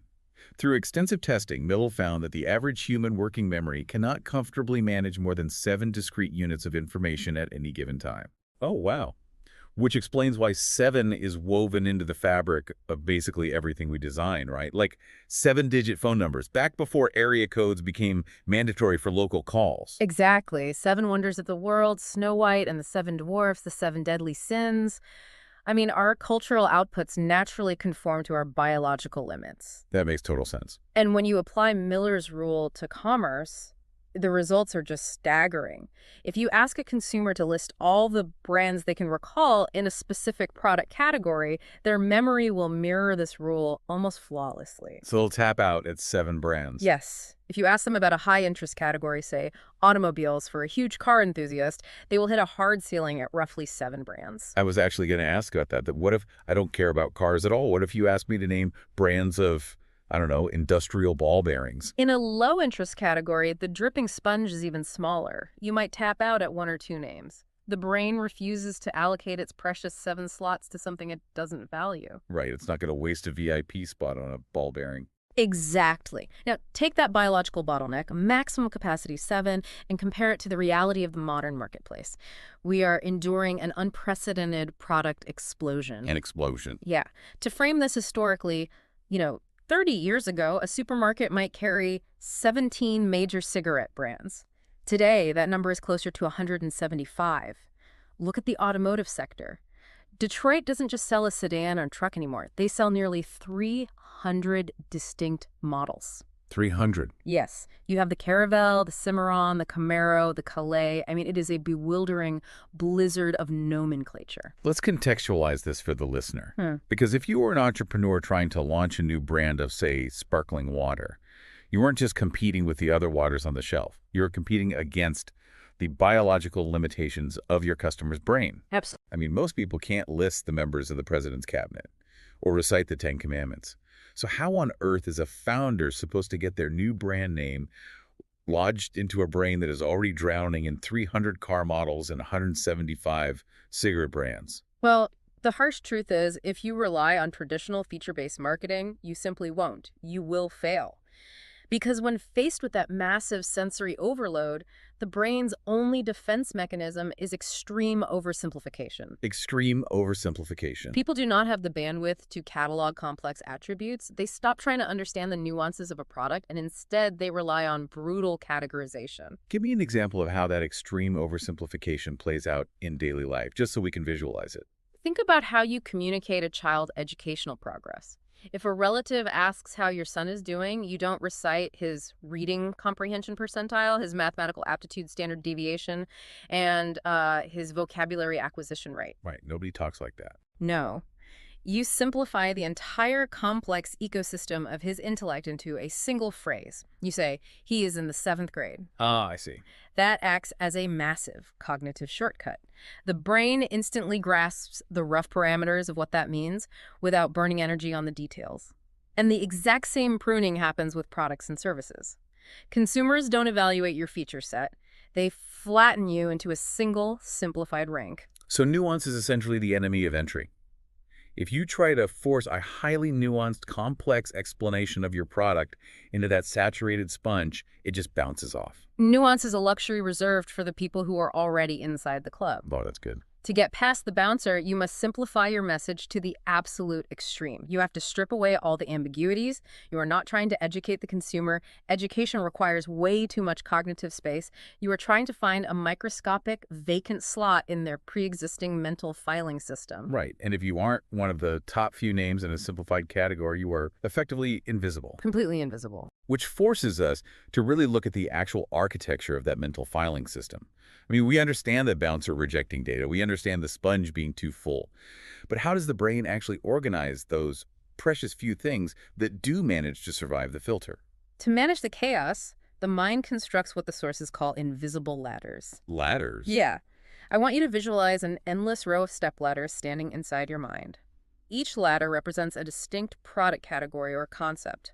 You have a ladder for sodas, a ladder for smartphones, a ladder for airlines.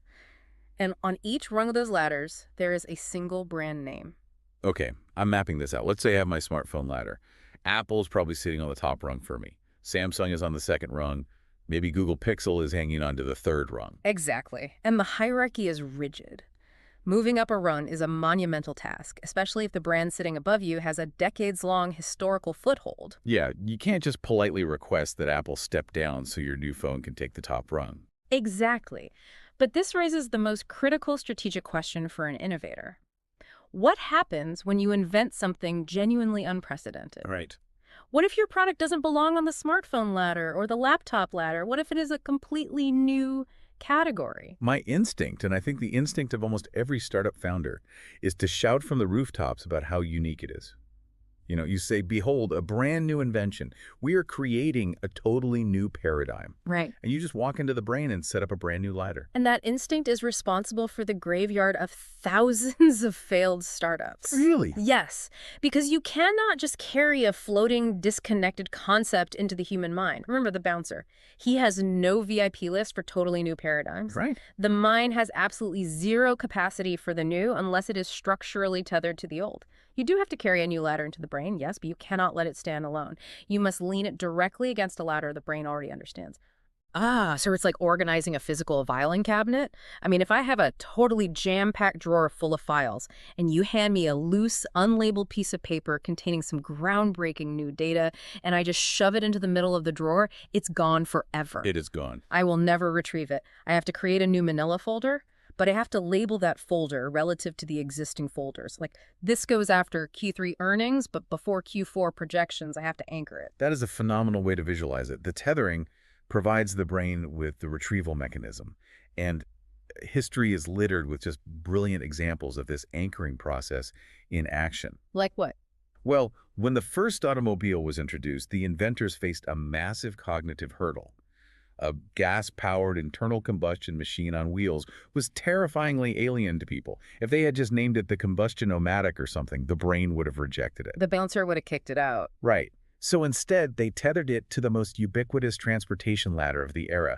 They called it the horseless carriage. That is wild. By naming it after what it wasn't, they instantly told the brain exactly where to file it. The brain already had a massive, sturdy ladder for carriages. Yes. So the inventors just brought in their new ladder and leaned it right up against the horse. The brain says, okay, I understand what a carriage is, and I understand what a horse is. This is that, just without the horse. It bypassed the bouncer entirely by using a familiar VIP name. And once you understand this linguistic tethering, you start to see it everywhere in the architecture of modern commerce. Off-track betting, lead-free gasoline, sugar-free soda. Wow, yeah. Notice that none of these phrases tell you what the chemical composition of the product actually is. In isolation, the phrase sugar-free explains nothing about the actual liquid in the can. It only tells you what the product is in relation to the old category you already hold in your mind. This completely destroys the concept of advertising in a vacuum. A company cannot simply stand alone on a pedestal and declare, we have the best features, without acknowledging the ladder they are standing near and the brands occupying the rungs above them. Advertising in a vacuum is a guaranteed incineration of capital. It just doesn't work. If you are bringing a breakthrough product to the listener's market, the practical takeaway is fiercely counterintuitive. What is it? Do not tell the customer what your product is. Tell them what it is not. Relate it directly, structurally, and linguistically to the legacy category they already have locked away in their mental filing cabinet. Okay, let's pivot the scenario a bit. Let's say I'm not inventing the horseless carriage. I'm not creating a new category at all. Let's say I am entering a mature, highly established market. I walk up to the ladder, and there's already a massive, heavily armed legacy brand sitting comfortably on the top rung. How do I survive when I can't claim the top spot? This requires executing what the sources call the against position. And I have to say, it is perhaps the most brilliant strategic maneuver in business history. When you are not the market leader, your competitor's position in the mind is just as vital, if not more vital than your own. You cannot ignore them. You have to use their massive weight to define your own shape. We have to talk about the Avis strategy here, because this is the holy grail of positioning, right? It's the gold standard for a reason. Let's map out the rent-a-car ladder in the prospect's mind during that specific era. On the very top rung, you had Hertz. They were the undisputed, colossal market leader. Everyone knew Hertz. Okay. On rung number 2, you had Avis, who was struggling and actively losing money. On rung 3, you had National. Now, every instinct in traditional corporate marketing dictates that you project strength, right? You pretend you are the biggest, you pretend you are the best, and you absolutely ignore the existence of your competitors. Right, the classic corporate brag and boast. You run ads saying, Avis, the premier rental car agency for the modern traveler. Exactly. But Avis did something revolutionary that shattered the industry conventions. They didn't pretend to be the leader. They positioned themselves directly against Hertz with a headline that permanently altered advertising. And that headline was, Avis is only 2 in rent-a-cars, so why go with us? We try harder. Avis is only 2. I mean, let me pause you, because if I am a founder pitching a room full of venture capitalists and my opening slide says, we are thrilled to be the second best option in this market, Yeah. I am getting laughed out of the room. It feels like business suicide. Doesn't the entire ethos of capitalism tell us to constantly project dominance and claim the #1 spot? It felt like absolute suicide to the advertising executives at the time. The internal panic was palpable. When the ad agency submitted this campaign to Time magazine, Time's publishers actually rejected it. They refused to run it. They deemed it too raw, too fiercely competitive, and frankly just too weird to run. The account executive managing the campaign panicked under the pressure, and he compromised the entire strategy. He changed the brilliant line to, we tried damn hard, surgically removing the #2 admission. Wow. He just completely neutralized the magic of the strategy out of fear. He stripped it of all its psychological teeth. It was only after a massive internal fight and Time magazine finally reversing its decision that the ad ran in its original unadulterated form. And as a fun little footnote to history, that panicking account executive who tried to water it down was actually fired. Oh, man, that shows the stakes involved when you try to mess with the psychological architecture. So I want to understand the exact cognitive mechanics of why admitting you are second best worked so spectacularly. Why didn't the consumer's bouncer just say, oh, you're a loser, get out? Because it deployed a psychological weapon that consumers rarely encounter. Undeniable, refreshing honesty. In an over-communicated society where every single brand is screaming that they're the absolute best, the consumer's bouncer is constantly on high alert. Right. The bouncer assumes everyone is lying. Exactly. But when you lead by admitting a negative, we are only #2. The prospect's brain relaxes. The cognitive dissonance vanishes. The bouncer steps aside and says, well, they are obviously telling the truth about being second, so I have absolutely no reason to doubt them when they claim they try harder. It's an authenticity hack. You sacrifice the ego of being #1 to buy unshakable credibility. And functionally, it perfectly mapped to the ladder already sitting in the customer's head. The customer already knew Hertz was massive. Yes, they did. So Avis didn't force the customer to build a new ladder or try to erase Hertz. Avis just said, "You are totally right. Hertz is on the top rung. We are standing right here on the second rung looking up at them. But because we are down here, we have to hustle. Our cars are cleaner. Our lines are shorter." Precisely. They permanently cemented their feet to that second rung, which brilliantly blocked National or anyone else from claiming it. Yeah. They turned their perceived weakness into a structural defense. Furthermore, it leveraged a very deep, almost biological human emotion. Our innate sympathy for the underdog. We naturally root for the entity that has to sweat for its survival. We love the guy who tries harder. That is so true. The practical takeaway for the listener is profound. Honesty about your market position is a shortcut to credibility. If you are number 2 or number 3, weaponize it. Relate yourself directly to the leader rather than pretending they don't exist. But let me throw a wrench in that. What if the leader is so monstrously massive that the entire ladder is essentially just their brand? What if you can't even get your foot under the second rung because the leader is taking up all the oxygen in the room? Then you have to deploy lateral thinking and execute what the sources call the uncola position. An uncola position. Okay. If you cannot build a new ladder because your product isn't entirely novel, and you cannot fight for the second rung on the main ladder because the giant is just too dominant, you have to creatively worm your way onto a ladder owned by someone else by radically repositioning your identity. The 7-Up story. This is my absolute favorite example of intellectual martial arts. Let's paint the picture of the soft drink market at the time because it really sets the stage. It was a wildly lucrative market, but it was a duopoly utterly dominated by colas. Coke and Pepsi were unassailable titans. The statistics were brutal. Almost 2 out of every 3 soft drinks consumed in the United States were colas. 2 out of 3, that's a monopoly on thirst. It really was. If you were 7-Up manufacturing a clear lemon-lime drink, you were playing a completely different, exponentially smaller game. You are sitting in the corner on this tiny, fragile, fruit-flavored soda ladder, just trying to get people's attention, while Coke and Pepsi are throwing a massive, deafening party over on the giant cola ladder. Exactly. And if 7-Up followed conventional marketing logic, they would have looked inside their own product to find their message. The traditional approach would yield slogans like 7-Up, the crisp, clear, refreshing taste of lemons and limes. Which sounds nice, but it doesn't move the needle against Coke. No, it doesn't, because positioning requires you to do the opposite. You don't look inside your product. You look inside the prospect's mind. And what was occupying the prospect's mind at that time? Colas. The prospect's mental real estate was entirely saturated with the concept of Coke and Pepsi. So 7-Up realized that trying to drag people away from the giant cola ladder over to their tiny lemon-lime ladder was a complete waste of calories.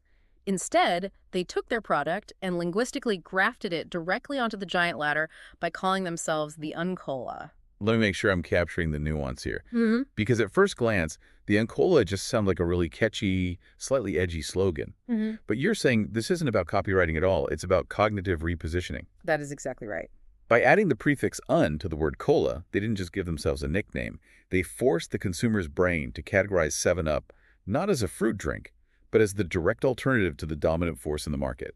You've hit the exact mechanism. It vaulted them instantly onto the giant cola ladder. The invisible architecture in the mind violently shifted. The mental hierarchy was no longer just Coke and Pepsi. It became Coke, Pepsi, and the alternative to Coke and Pepsi, which was 7-Up. The brilliance of the Uncola idea was that it wasn't found in the chemical formulation inside the green glass bottle. It was found by mapping the mental architecture of the heavy cola drinker and finding a side door. And this strategy scales way beyond consumer packaged goods, right? Yeah. I mean, if I'm launching a tech platform today, I can use this. Say I want to launch a new video platform, and I know I can't beat YouTube at being YouTube. I could try to position myself as the unalgorithm platform, the place where human curation beats machine learning. I'm taking YouTube's massive weight and defining myself as the antithesis of their core mechanic. That is exactly how you apply the framework. It's brilliant. The text actually provides a historical parallel with WLKW, which was a radio station in Providence, Rhode Island. Oh yeah, the radio station example. They were a beautiful music station, playing strings and soft melodies, completely drowning in a market dominated by loud, energetic rock and roll stations. They were struggling for any market share at all. And they didn't run campaigns trying to convince teenagers that orchestral music was mathematically superior to guitars. Because that would require changing the listener's mind, fighting the bouncer. Right, the bouncer would reject that instantly. Instead, they reposition themselves as the unrock station. Boom. They worm their way right onto the massive rock and roll ladder by defining themselves as the sanctuary from it. And they became the #1 station in their market. The takeaway is counterintuitive but incredibly potent. Stop agonizing over your product's internal features.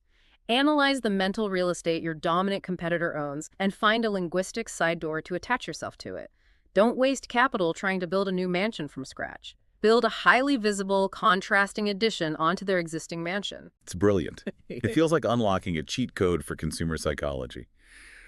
But that brings us to a really painful question. I mean, if these strategies, admitting you're #2 like Avis or becoming the Uncola like 7-Up, if they're so demonstrably successful, why don't companies maintain them? Why does the landscape constantly shift back to boring, generic advertising?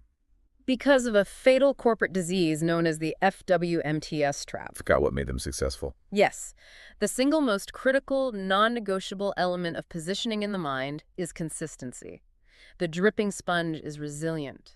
You have to burn your position into the mind year after year, decade after decade, until it becomes structural. Yet once a company achieves a massive positioning coup, corporate ego almost inevitably infects the boardroom. Let's trace this back to Avis, because they executed the perfect strategy. They owned the #2 spot. They were the beloved underdog. They were highly profitable. What went wrong? Avis was eventually acquired by ITT, which was this massive, sprawling corporate conglomerate.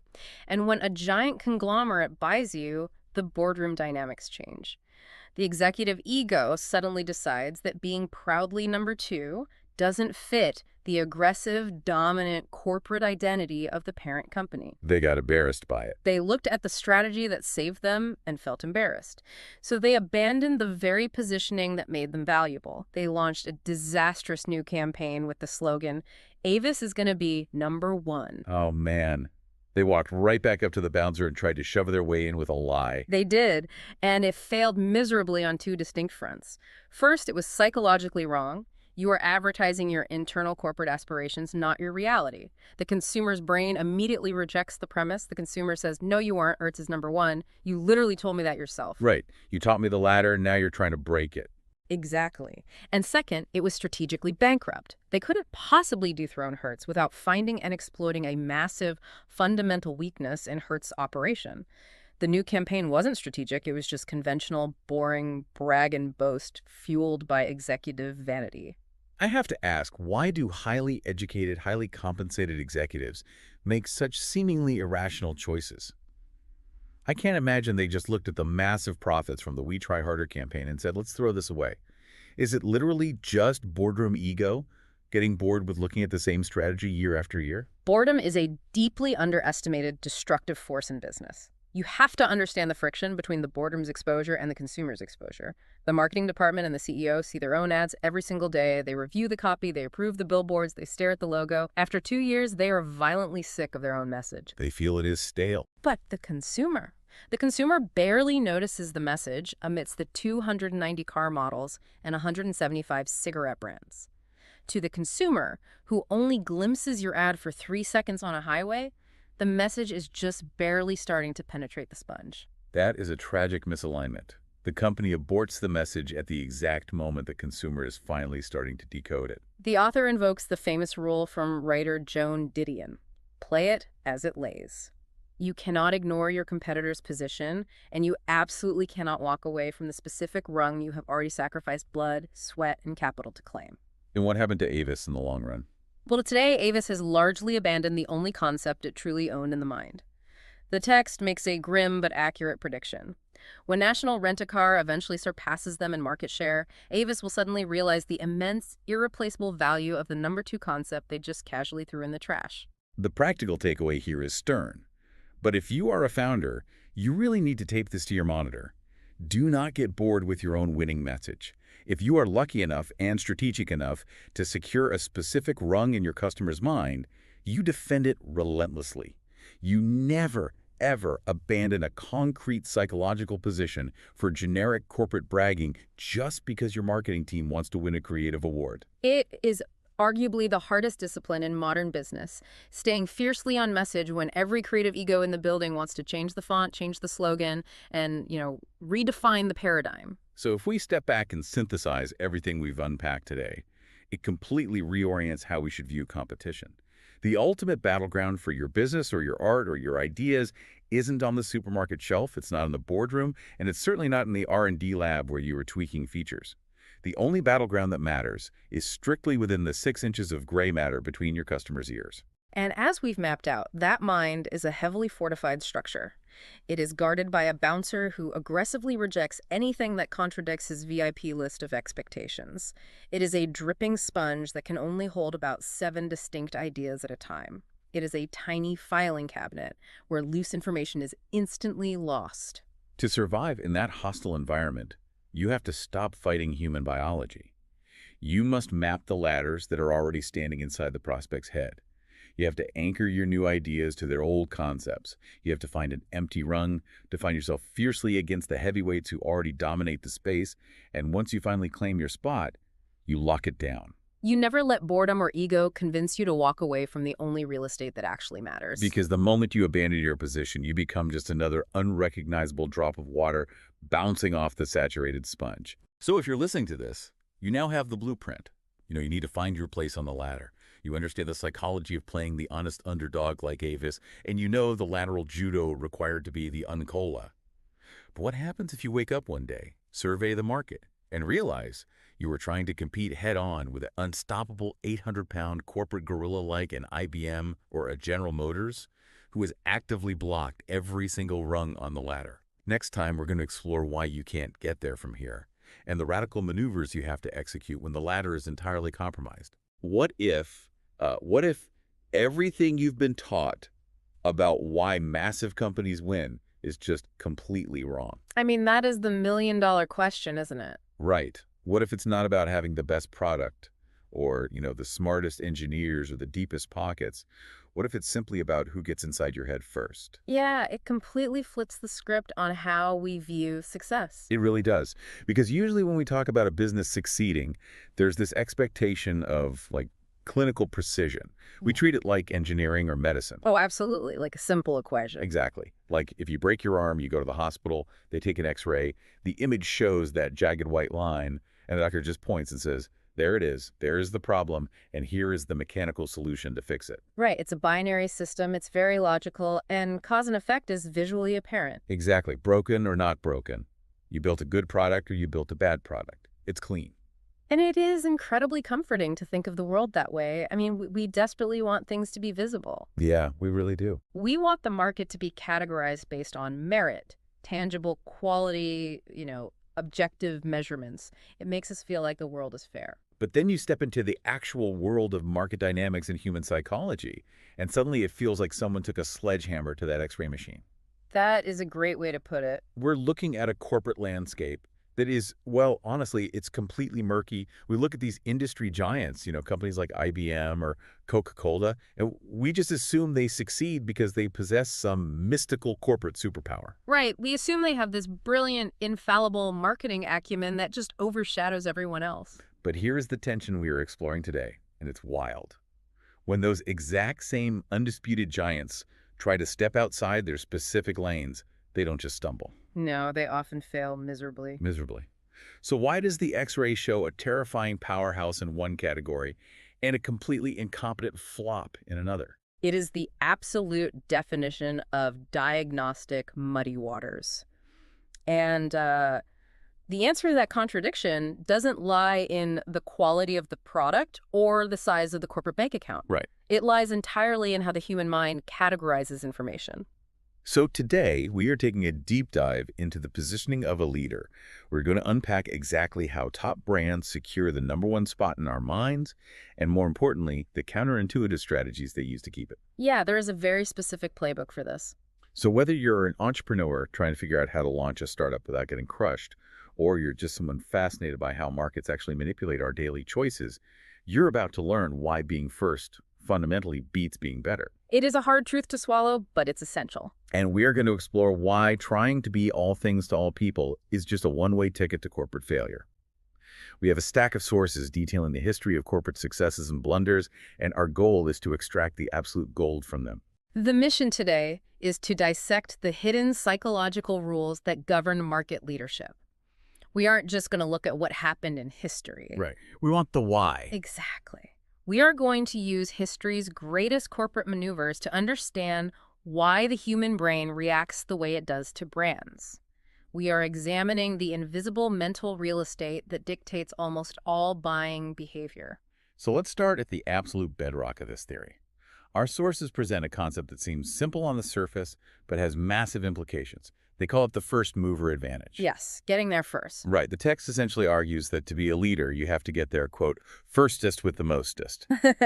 But I want to really dig into this because it sounds like a catchy slogan. What does it actually mean in practice? Well, in practice, it means that history proves, with brutal consistency, that the first brand to establish a position in the consumer's mind gains an almost insurmountable advantage. Pretty much. And the mathematical reality of this is staggering. Yeah. If you look at long-term market share across various industries, a distinct pattern emerges. Okay. Lay it on me. On average, the first brand to establish itself gets twice the long-term market share of the number 2 brand. Twice the share. Wait, really? Yes, double.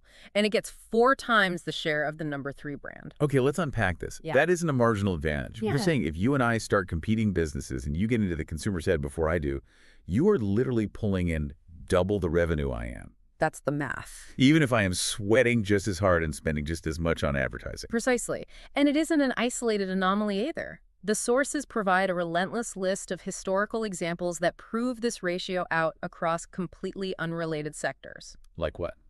Well, Hertz outsells Avis in rental cars. General Motors historically outsells Ford. Goodyear outsells Firestone in tires. McDonald's outsells Burger King in fast food. Oh, wow. Yeah. General Electric outsells Westinghouse. You see it in rent-a-cars, automobiles, tires, hamburgers, and massive industrial electronics. It is a universal pattern. But surely quality has to matter eventually. I mean, Well, this is the part I find difficult to accept. It goes against everything we want to believe. Right. We are completely conditioned to believe in building a better mousetrap. If I spend 5 years in a culinary lab and I source better beef, bake a fresher bun, and build a definitively better burger than McDonald's like, a burger that wins blind taste tests every single time, shouldn't I eventually win the market? You would think so. Doesn't the consumer eventually figure out their initial choice was inferior and switch? That is a highly logical assumption, but it completely ignores the messy reality of human perception and cognitive science. Okay, so where's the flaw in that logic? Well, you are assuming that consumers operate like computers, right? Yeah. Constantly scanning the market for data updates and optimizing their choices based on objective metrics. Which we don't. Exactly. Humans don't work that way. First of all, quality is highly subjective. What tastes better to one person might not to another. But more importantly, first is a permanent historical anchor in the brain. Okay, break that down for me. What is happening in the brain when it encounters the first product in a category? You have to consider the environment the human brain operates in. We are bombarded with an overwhelming amount of communication and sensory data every single day. Right. Ads everywhere. Millions of marketing messages, thousands of choices in a standard supermarket. To defend itself against this sensory overload, the mind has evolved to screen and reject the vast majority of the information offered to it. So it just shuts down. It relies on heuristics, mental shortcuts. It only easily accepts information that matches its prior knowledge or experience. So when a brand gets into the mind first, it essentially builds the mental box for that entire category. It builds the box. So it defines what the category even is. Exactly.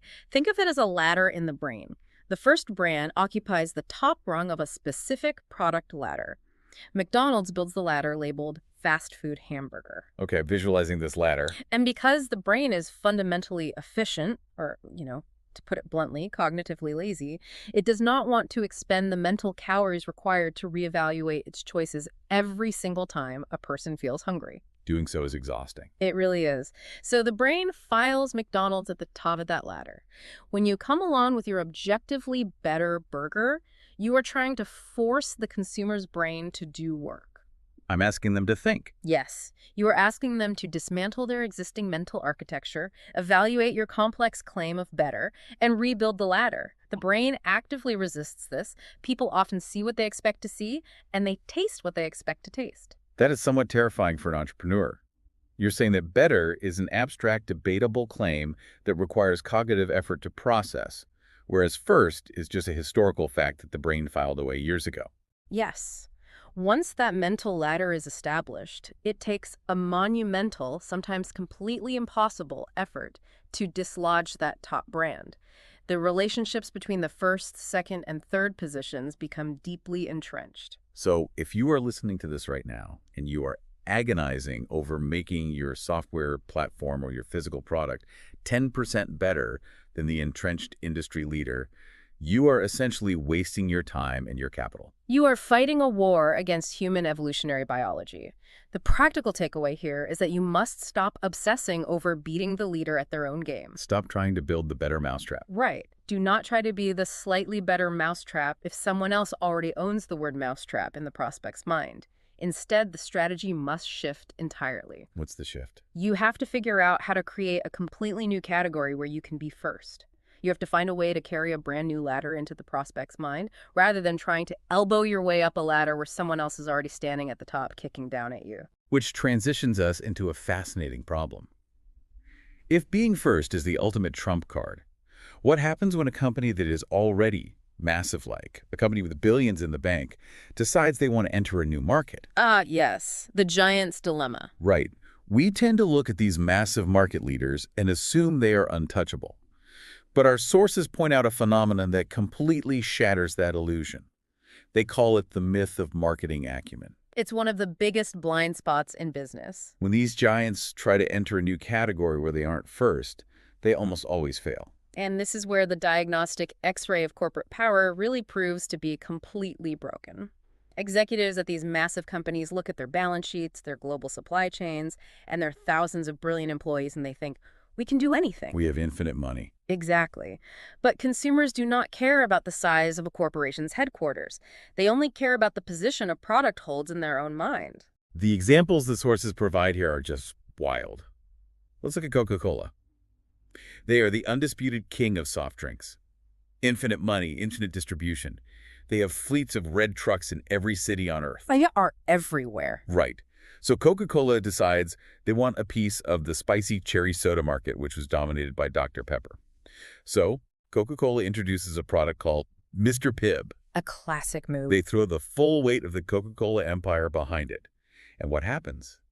Mr. Pibb remains a distant, poor second to Dr. Pepper.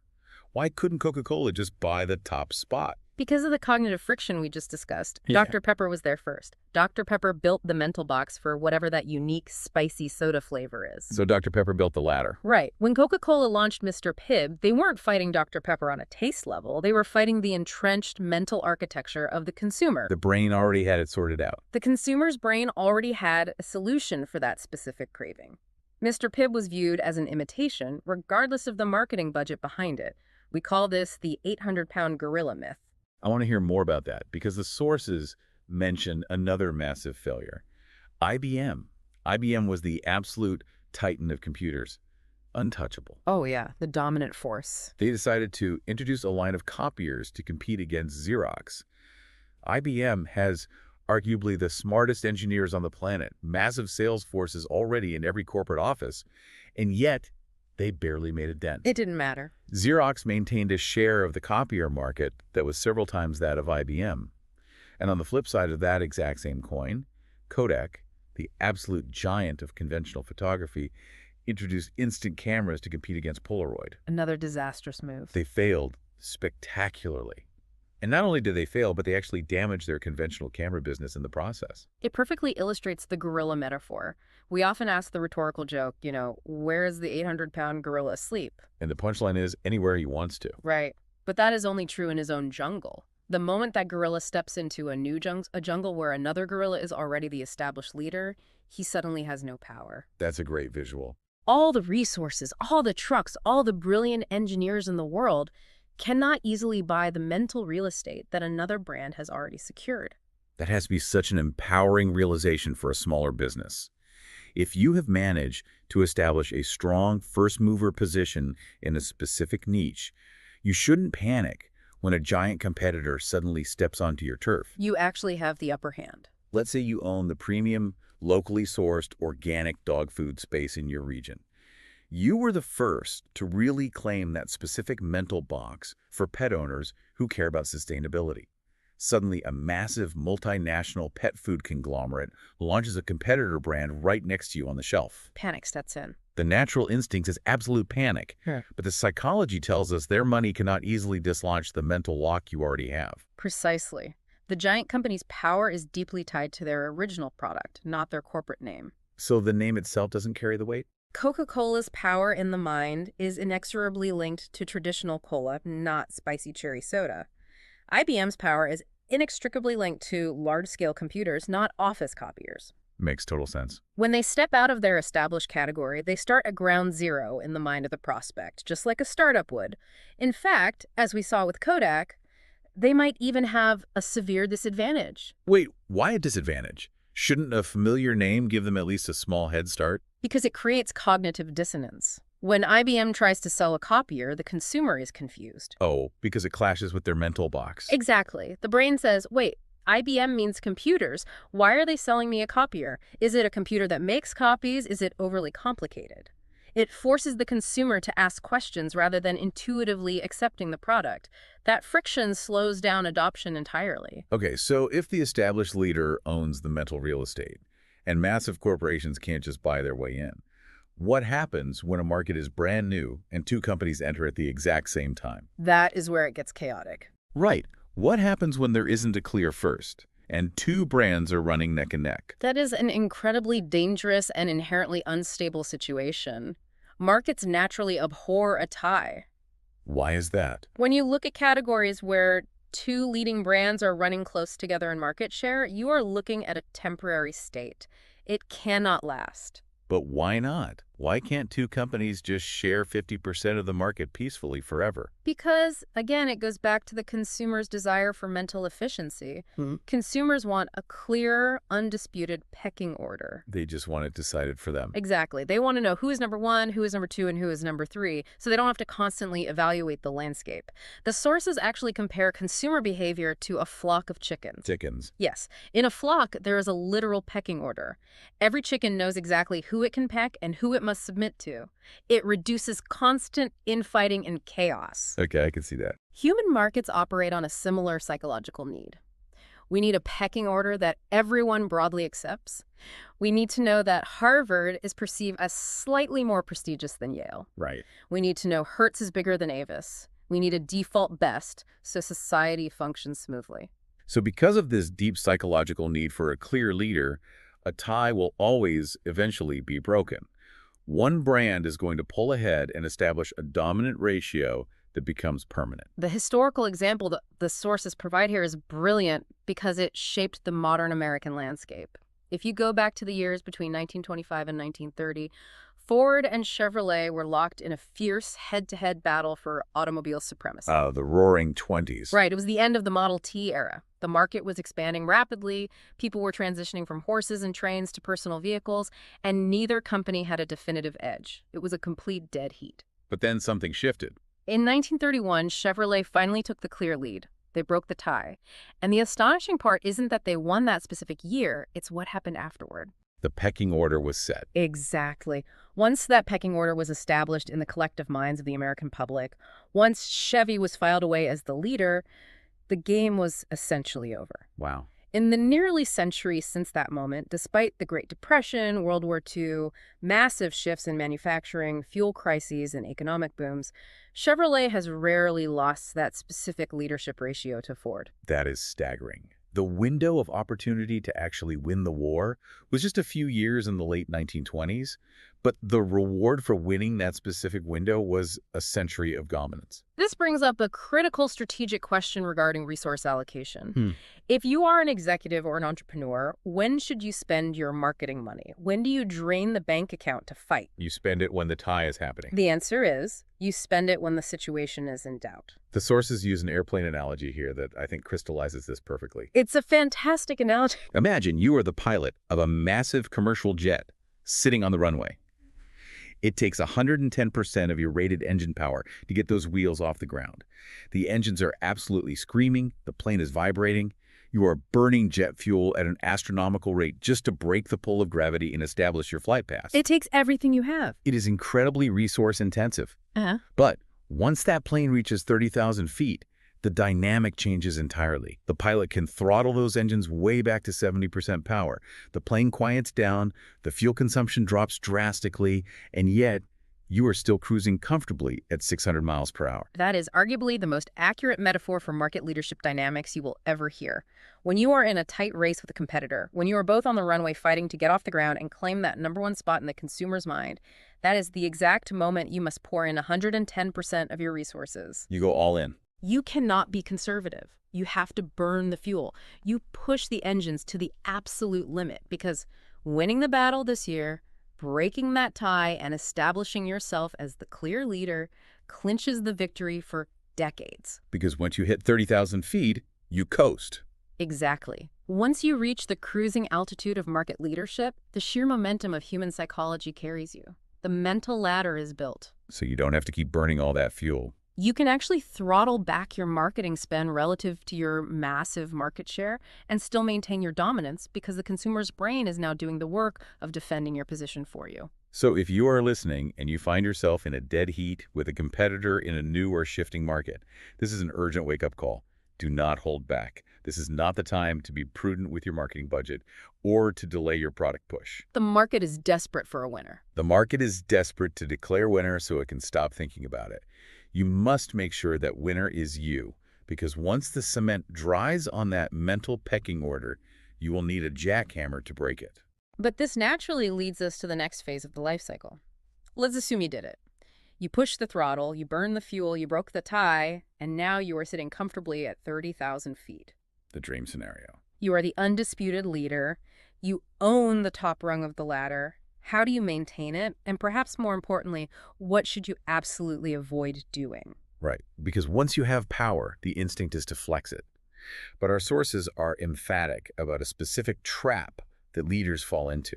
The trap of explicitly saying, we're #1. It's such a common mistake. The text is very clear that leaders should never run ad campaigns that simply repeat the obvious. And they also shouldn't try to define their leadership using overly complex, narrow terms just to technically be first at something. Right, creating these fake categories. You shouldn't run a campaign claiming to be the best-selling under $1,000 high-fidelity audio system manufactured east of the Mississippi. It sounds ridiculous when you say it out loud, but companies do it all the time. You cannot build a leadership position on your own narrow, internally defined terms. It has to be real to the customer. The position must exist organically on the prospect's terms. But let's analyze the psychology behind the "we're #1" brag, because it routinely backfires in a very specific way. See, this is where my instinct completely misaligned with the research. If I worked that hard, if I burned 110% of my fuel to get to the top of the mountain, my immediate instinct is to buy the biggest billboard in town, plant my flag, and loudly proclaim to everyone that I won. Why wouldn't I leverage that victory? Because you have to view the message through the filter of the prospect's brain, not your own ego. Okay. When a consumer sees an ad that screams, "we are the best," there are only two possible ways their brain processes it. The first possibility is that the prospect already knows you are #1. They Right. already consider you the leader. When they see you screaming it from a billboard, they don't feel reassured. They feel confused. They wonder why you are so insecure that you have to keep saying it. That makes sense. It feels defensive, like you were trying to convince yourself as much as you were trying to convince them. It's like that person at a dinner party who walks into the room and loudly announces, "Just so everyone knows, I am a very cool and wealthy person." Precisely. The very act of declaring it out loud is often proof that it isn't true, or that it is slipping away. True power doesn't need to loudly proclaim itself. Okay, what's the second possibility? Now, the second possibility is that the prospect does not know you are #1. You haven't established that mental lock with them yet. If they don't know you are the leader and you explicitly state it, they immediately become skeptical. They think you're lying. They think, if you are truly the undisputed leader, shouldn't it be obvious to me by now? Why do I have to read it in a paid advertisement? Either way, you lose credibility. So how does a true leader handle their messaging? If I can't brag about my dominance, what is my marketing department supposed to do all day? The sources point to IBM during their golden era as the gold standard for this behavior. IBM did not run advertisements claiming that IBM was the best computer company or that their processors were faster than the competitors. They didn't. In fact, IBM's advertising traditionally ignored their competition entirely. They didn't even acknowledge that other computer companies existed. Instead, IBM sold the value of computers as a whole category. They sold the category, not the brand. Yes. They ran campaigns explaining why computers would make businesses more efficient, why computers were the future of data management, why society needed computing power. Because if IBM can convince a skeptical CEO that his business needs to adopt computers in general, IBM is going to get the lion's share of those massive contracts by default. Exactly. Because in the mind of the CEO, IBM is computers. A rising tide lifts the biggest boat. It is a profound shift in perspective. If you are the leader, your job is no longer to fight in the mud defending your specific slice of the pie against ankle-biting competitor. You don't punch down. No. Your job is to simply bake a bigger pie, expand the category, and your dominance expands with it. Okay, so expanding the category is the offensive strategy. But what about defense? How does a leader protect their position when new competitors inevitably show up with flashy new features? That is where you have to stand your ground. This brings us to a concept the sources call leaning into the real thing. This is the essential defensive posture for a market leader. To keep leadership, you must aggressively reinforce the original concept that got you there in the first place. You have to position yourself not as better, but as the standard by which all others are judged. And the classic example they use here is, again, Coca-Cola. Their legendary campaign, The Real Thing, is held up as a masterclass in leadership positioning. It really is brilliant. It is brilliant in its simplicity. It doesn't say, we are bigger than Pepsi. It doesn't say, we taste 12% sweeter than the store brand. It simply claims the ultimate unassailable high ground of authenticity. And think about the psychological consequence of that specific phrasing. It's devastating. Yeah. By framing yourself as the real thing or the original, you inherently frame every single competitor in the market as a knockoff, an imitation, or a copycat. And you accomplish this aggressive takedown without ever once having to name them or acknowledge their existence. You just elevate yourself to a completely different plane of reality. It taps into a very deep psychological bias. The human mind tends to place the first product it encounters in a category on a pedestal. We view the Me Too products, the ones that come later, as somehow inherently inferior or less authentic than the original. We just assume the original's better. When Xerox emphasizes that they invented the plain paper copier, or when Polaroid emphasizes that they invented instant photography, or when Zippo leans heavily into being the original windproof lighter, they aren't just giving a history lesson. They're weaponizing that bias. They're weaponizing that cognitive bias. They are reminding the consumer that everything else is just a pale imitation. So, for the listener who has managed to achieve a leadership position, the practical takeaway here is a warning against distraction. It's so easy to get distracted. When you achieve dominance, new competitors are going to come at you. They will have bells and whistles, neon packaging, and aggressive marketing. Your absolute first instinct will be to panic and try to match them. You want to copy them. You will want to change your packaging to look as modern as they do. You will want to match their new features, but the text is screaming at you, don't do it. Never let a follower dictate your actions. Right. Lean heavily into your authenticity. Lean into your origin story and your status as the pioneer. Let the competitor be the flashy new imitation. They're allowed to be trendy. You must remain the standard. However, there's a very fine line between leaning into your origin and becoming dangerously arrogant. Right. You can't just ignore the world changing. Leaders often start reading their own press clippings. They believe their position is granted by divine right, and they start to ignore shifting consumer habits or, more dangerously, completely new technologies. Which introduces one of the most counterintuitive yet vital strategies in the entire text. Covering all bets. The corporate insurance policy. I found this section fascinating because it directly challenges the idea of corporate efficiency. The core concept is that a leader must swallow their pride and adopt new developments as soon as they show promise, even if those developments threaten to destroy their current dominance. It's a bitter pill to swallow. And to illustrate this, the sources dive into this crazy historical example of General Motors and the Wankel engine. To set the stage for this, you have to understand what the Wankel engine was. It was a rotary engine design that emerged as a potential paradigm shift in automotive engineering. A completely new way to build engines. It was a radical departure from the traditional piston engines that General Motors had spent decades perfecting and building their empire upon. And General Motors, instead of ignoring it, spent $50 million to buy the rights to it. But I have to stop here, because this is where the logic seems to fall apart for me. How so? From a historical perspective, the Wankel engine ended up going pretty much nowhere, right? It was a massive commercial flop for GM. So they spent $50 million on a failed technology. How on earth do the sources justify this as a brilliant strategic move by a market leader? It sounds like they set $50 million on fire. It only looks like a failure if you look at it through the lens of a short-term, strict return on investment calculation. Right. But market leaders cannot afford to think that way. If we analyze this through the lens of long-term market dominance and risk mitigation, it was a brilliant move. For a company the size of General Motors at that time, $50 million was a rounding error. Just a drop in the bucket. It was not an investment they made because they were 100% certain the rotary engine was the future. They bought it as a relatively cheap insurance policy to protect themselves, just in case it was the future. Ah, I see the mechanism now.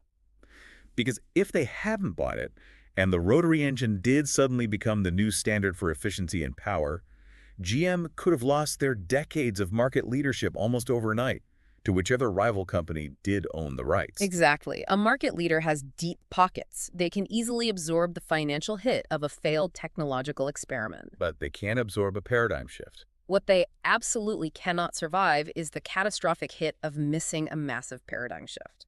If you own the market, your biggest vulnerability is obsolescence. Therefore, the strategy dictates that you must cover your bets. You have to bet on the thing that might destroy you. You must invest heavily in potential disruptors, even if, and this is the hard part for executives to swallow, even if those disruptors threaten to cannibalize your existing highly profitable product lines. Because it is far better to disrupt your own business than to sit back and let a competitor do it to you. It requires a level of institutional paranoia. So if you run a successful chain of highly profitable physical retail stores, and this new thing called e-commerce starts showing a tiny bit of promise, you don't write op-eds about how people will always prefer the in-store experience. You don't bury your head in the sand. You don't mock it. You immediately invest heavily in building your own e-commerce platform, even if you are terrified it might steal foot traffic from your physical stores. Yeah. You have to buy the rights to the future before someone else uses the future to destroy your past. Which segues perfectly into a psychological trap that prevents leaders from acting that rationally. We call it the illusion of organizational power versus product power. We touched on this briefly when we talked about IBM and Xerox. Right, but we need to deeply unpack the psychology of the executives who make these blunders. Why do smart people make such obvious mistakes? The sources include a quote from the chairman of Xerox during their disastrous early attempts to diversify into the computer market.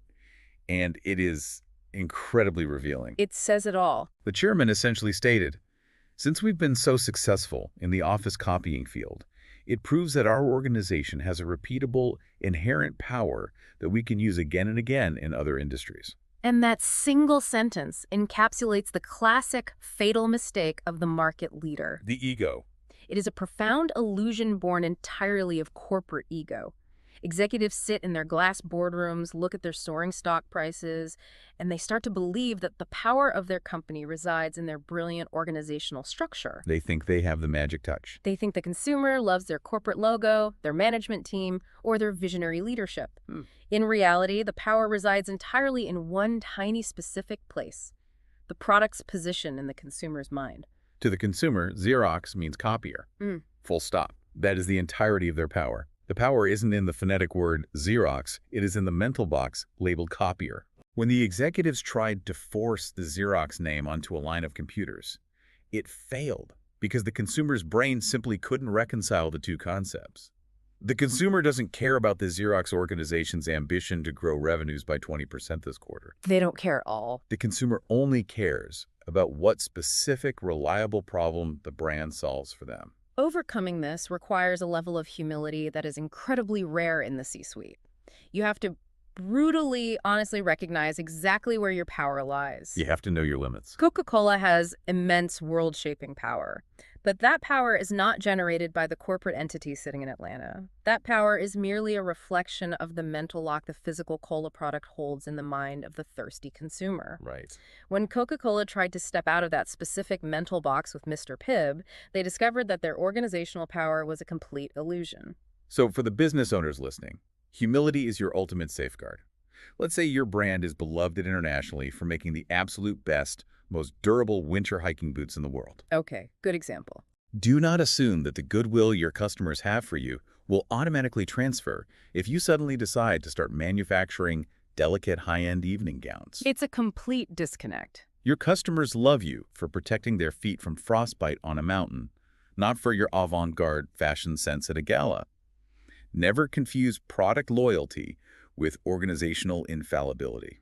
But this creates a very real strategic dilemma. We've established that a leader shouldn't slap their established name on totally new, unrelated products because it destroys the mental lock. Right, don't do line extensions that don't make sense. But companies have to grow. They have to adapt to changing times and expand their revenues.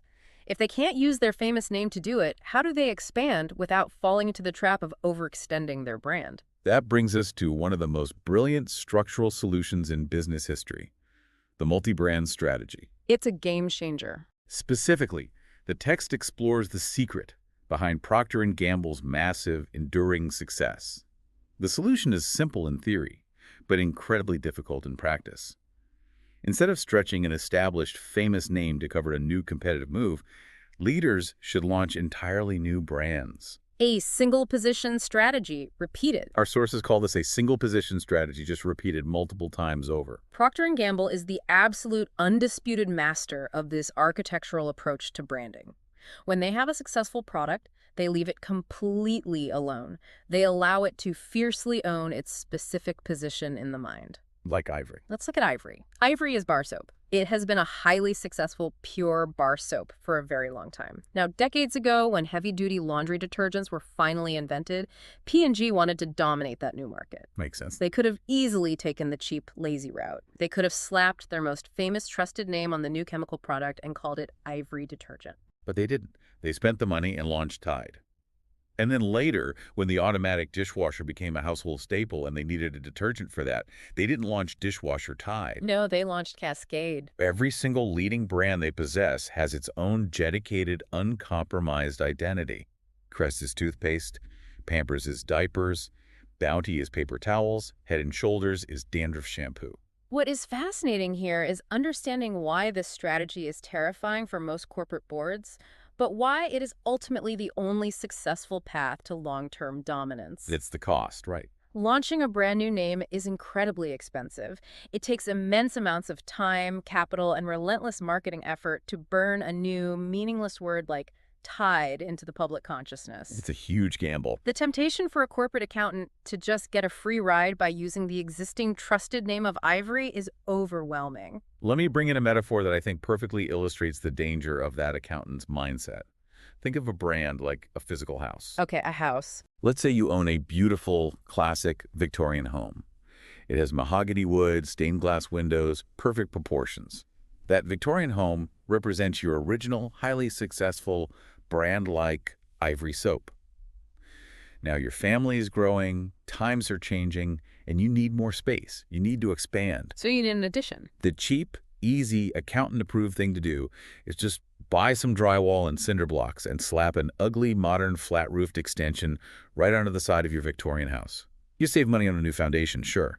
But look at what you've done. It looks terrible. The plumbing from the cinder blocks doesn't align with the old Victorian pipes. The aesthetics clash horribly. You haven't just built a bad extension. You've completely ruined the architectural integrity of the original Victorian home. The whole property is devalued. The whole property is now confused and devalued.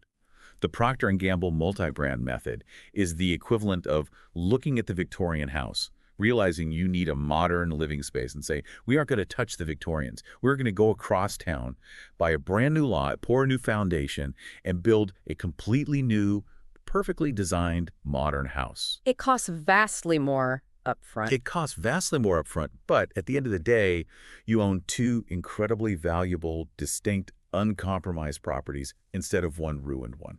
That is a phenomenal analogy, specifically because it highlights the structural damage of line extension. Slapping the old name on a new product blurs the sharp focus of the brand in the consumer's mind. It waters it down. If Ivory means gentle bar soap and then suddenly it also means harsh, heavy-duty laundry detergent, the word ivory starts to mean nothing at all.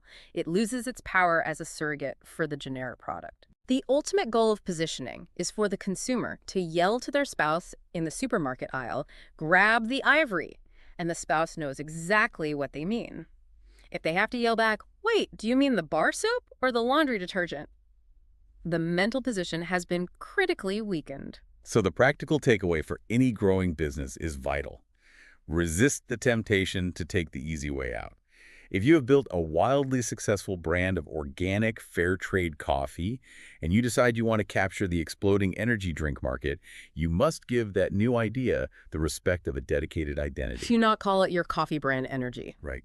Build a brand new name that can stand on its own 2 feet and violently claim the energy position in the consumer's mind, while your original brand continues to safely and profitably own the coffee position. However, we must address the reality of the business world. There is a nuance here. What if you must transition an existing brand to survive? Like if the market is dying. What if the market for your core product is shrinking or changing so drastically that you simply don't have the capital to launch a new brand?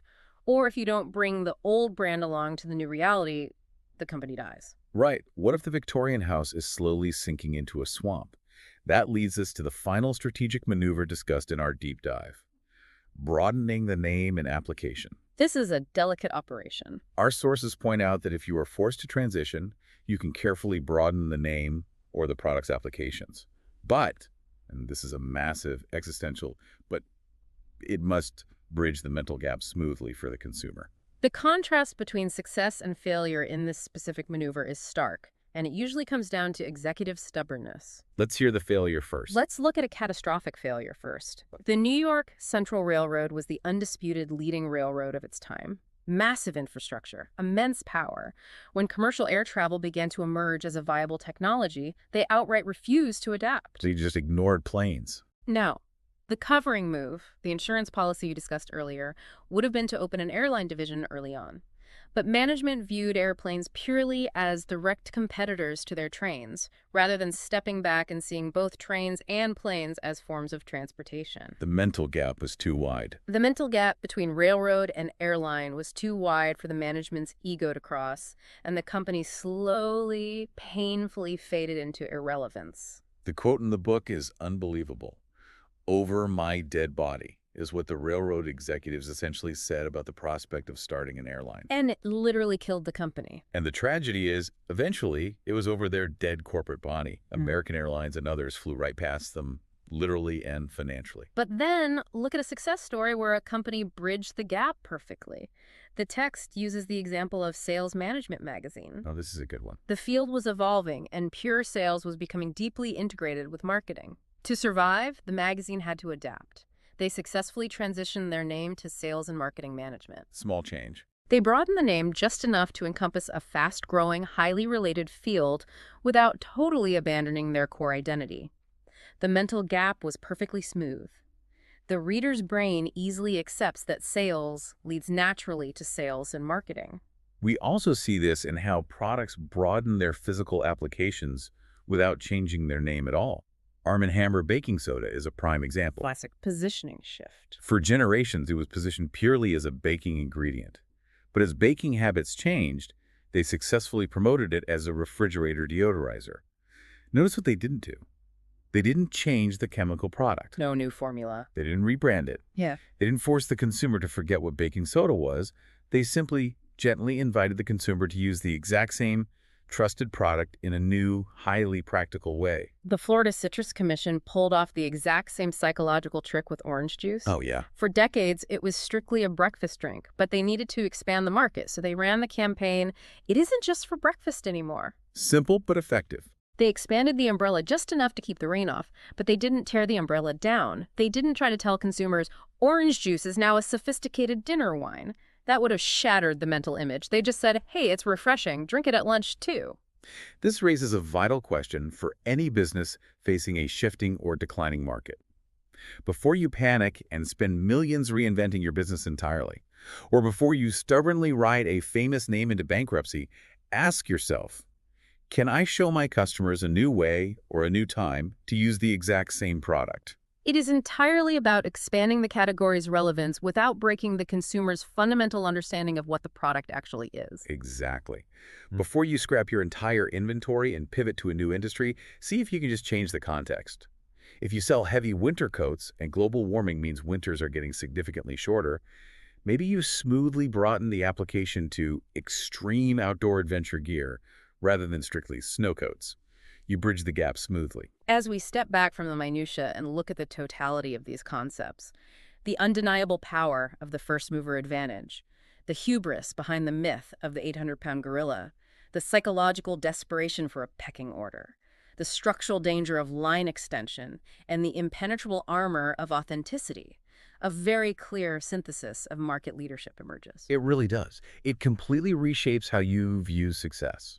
True leadership isn't about being the loudest braggart in the room. It's not about plastering billboards with "we're number one." It's definitely not that. And it is certainly not about stretching your corporate ego into every new industry just because you have the cash reserves to do it.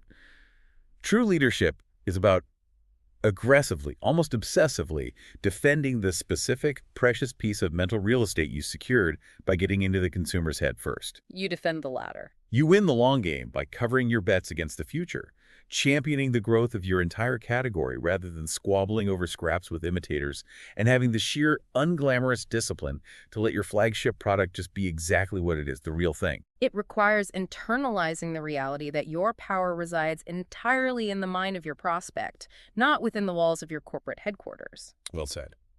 But I want to leave you with a final thought to mull over, something that builds on everything we've discussed today regarding the actions and psychology of a leader.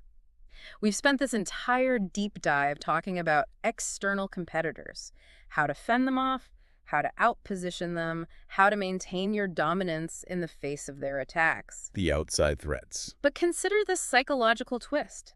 As your own career or your business grows and you finally achieve that coveted leadership position, your biggest threat to maintaining it won't actually be a rival company. Who is it then? Your biggest threat will be your own boredom. Wow. Explain that. We call it tinkeritis. The urge to tinker with a winning formula just because you, the creator, are tired of looking at it has destroyed more corporate empires than any external competitor ever could. Because you look at it every day. You sit in your office, you look at your packaging or your core advertising message, and you think, we've been saying this exact same thing for a decade, it's stale, I'm bored of it, let's change it up, let's modernize it. But the consumer doesn't feel that way. But you are forgetting the cognitive load of the consumer. To the consumer who only thinks about your product for maybe 2 seconds a week while walking down a crowded supermarket aisle, your message isn't stale at all. It is a reliable, comforting mental anchor. It is the ladder they trust. That is profound. Are you disciplined enough to let your success be boring? Are you willing to suppress your own ego and your own desperate desire for novelty in order to protect that precious mental real estate you fought so hard and burned so much fuel to win? That is a phenomenal, haunting question to ask yourself. Are you disciplined enough to let your success be boring? Because out there in the murky, chaotic landscape of the free market, the corporate X-ray machine might be completely broken, but the rules of human psychology are absolute. They absolutely are. So that is the playbook for the giants. That is how the leaders establish their dominance and build those insurmountable mental ladders. But what if you aren't the leader? What if you're stuck at the bottom? What if you are the underdog, staring up at a mountain that is already completely occupied by a giant 800-pound gorilla who got there first and refuses to leave? Join us on our next deep dive because we are going to completely flip the script. It's going to be a fun one. We are going to reveal the guerrilla tactics of how a follower finds the perfect hidden hole in the market to claim as their own, and how to actually use the leader's massive size and momentum against them. Until then, keep looking at the landscape, not the X-ray. What you just listened was the beginning of a full audio, way longer, explaining every single chapter of the book. If you would like to keep listening to the end and access to the full audio, you can access it with the link down below in the description and in the pinned comment.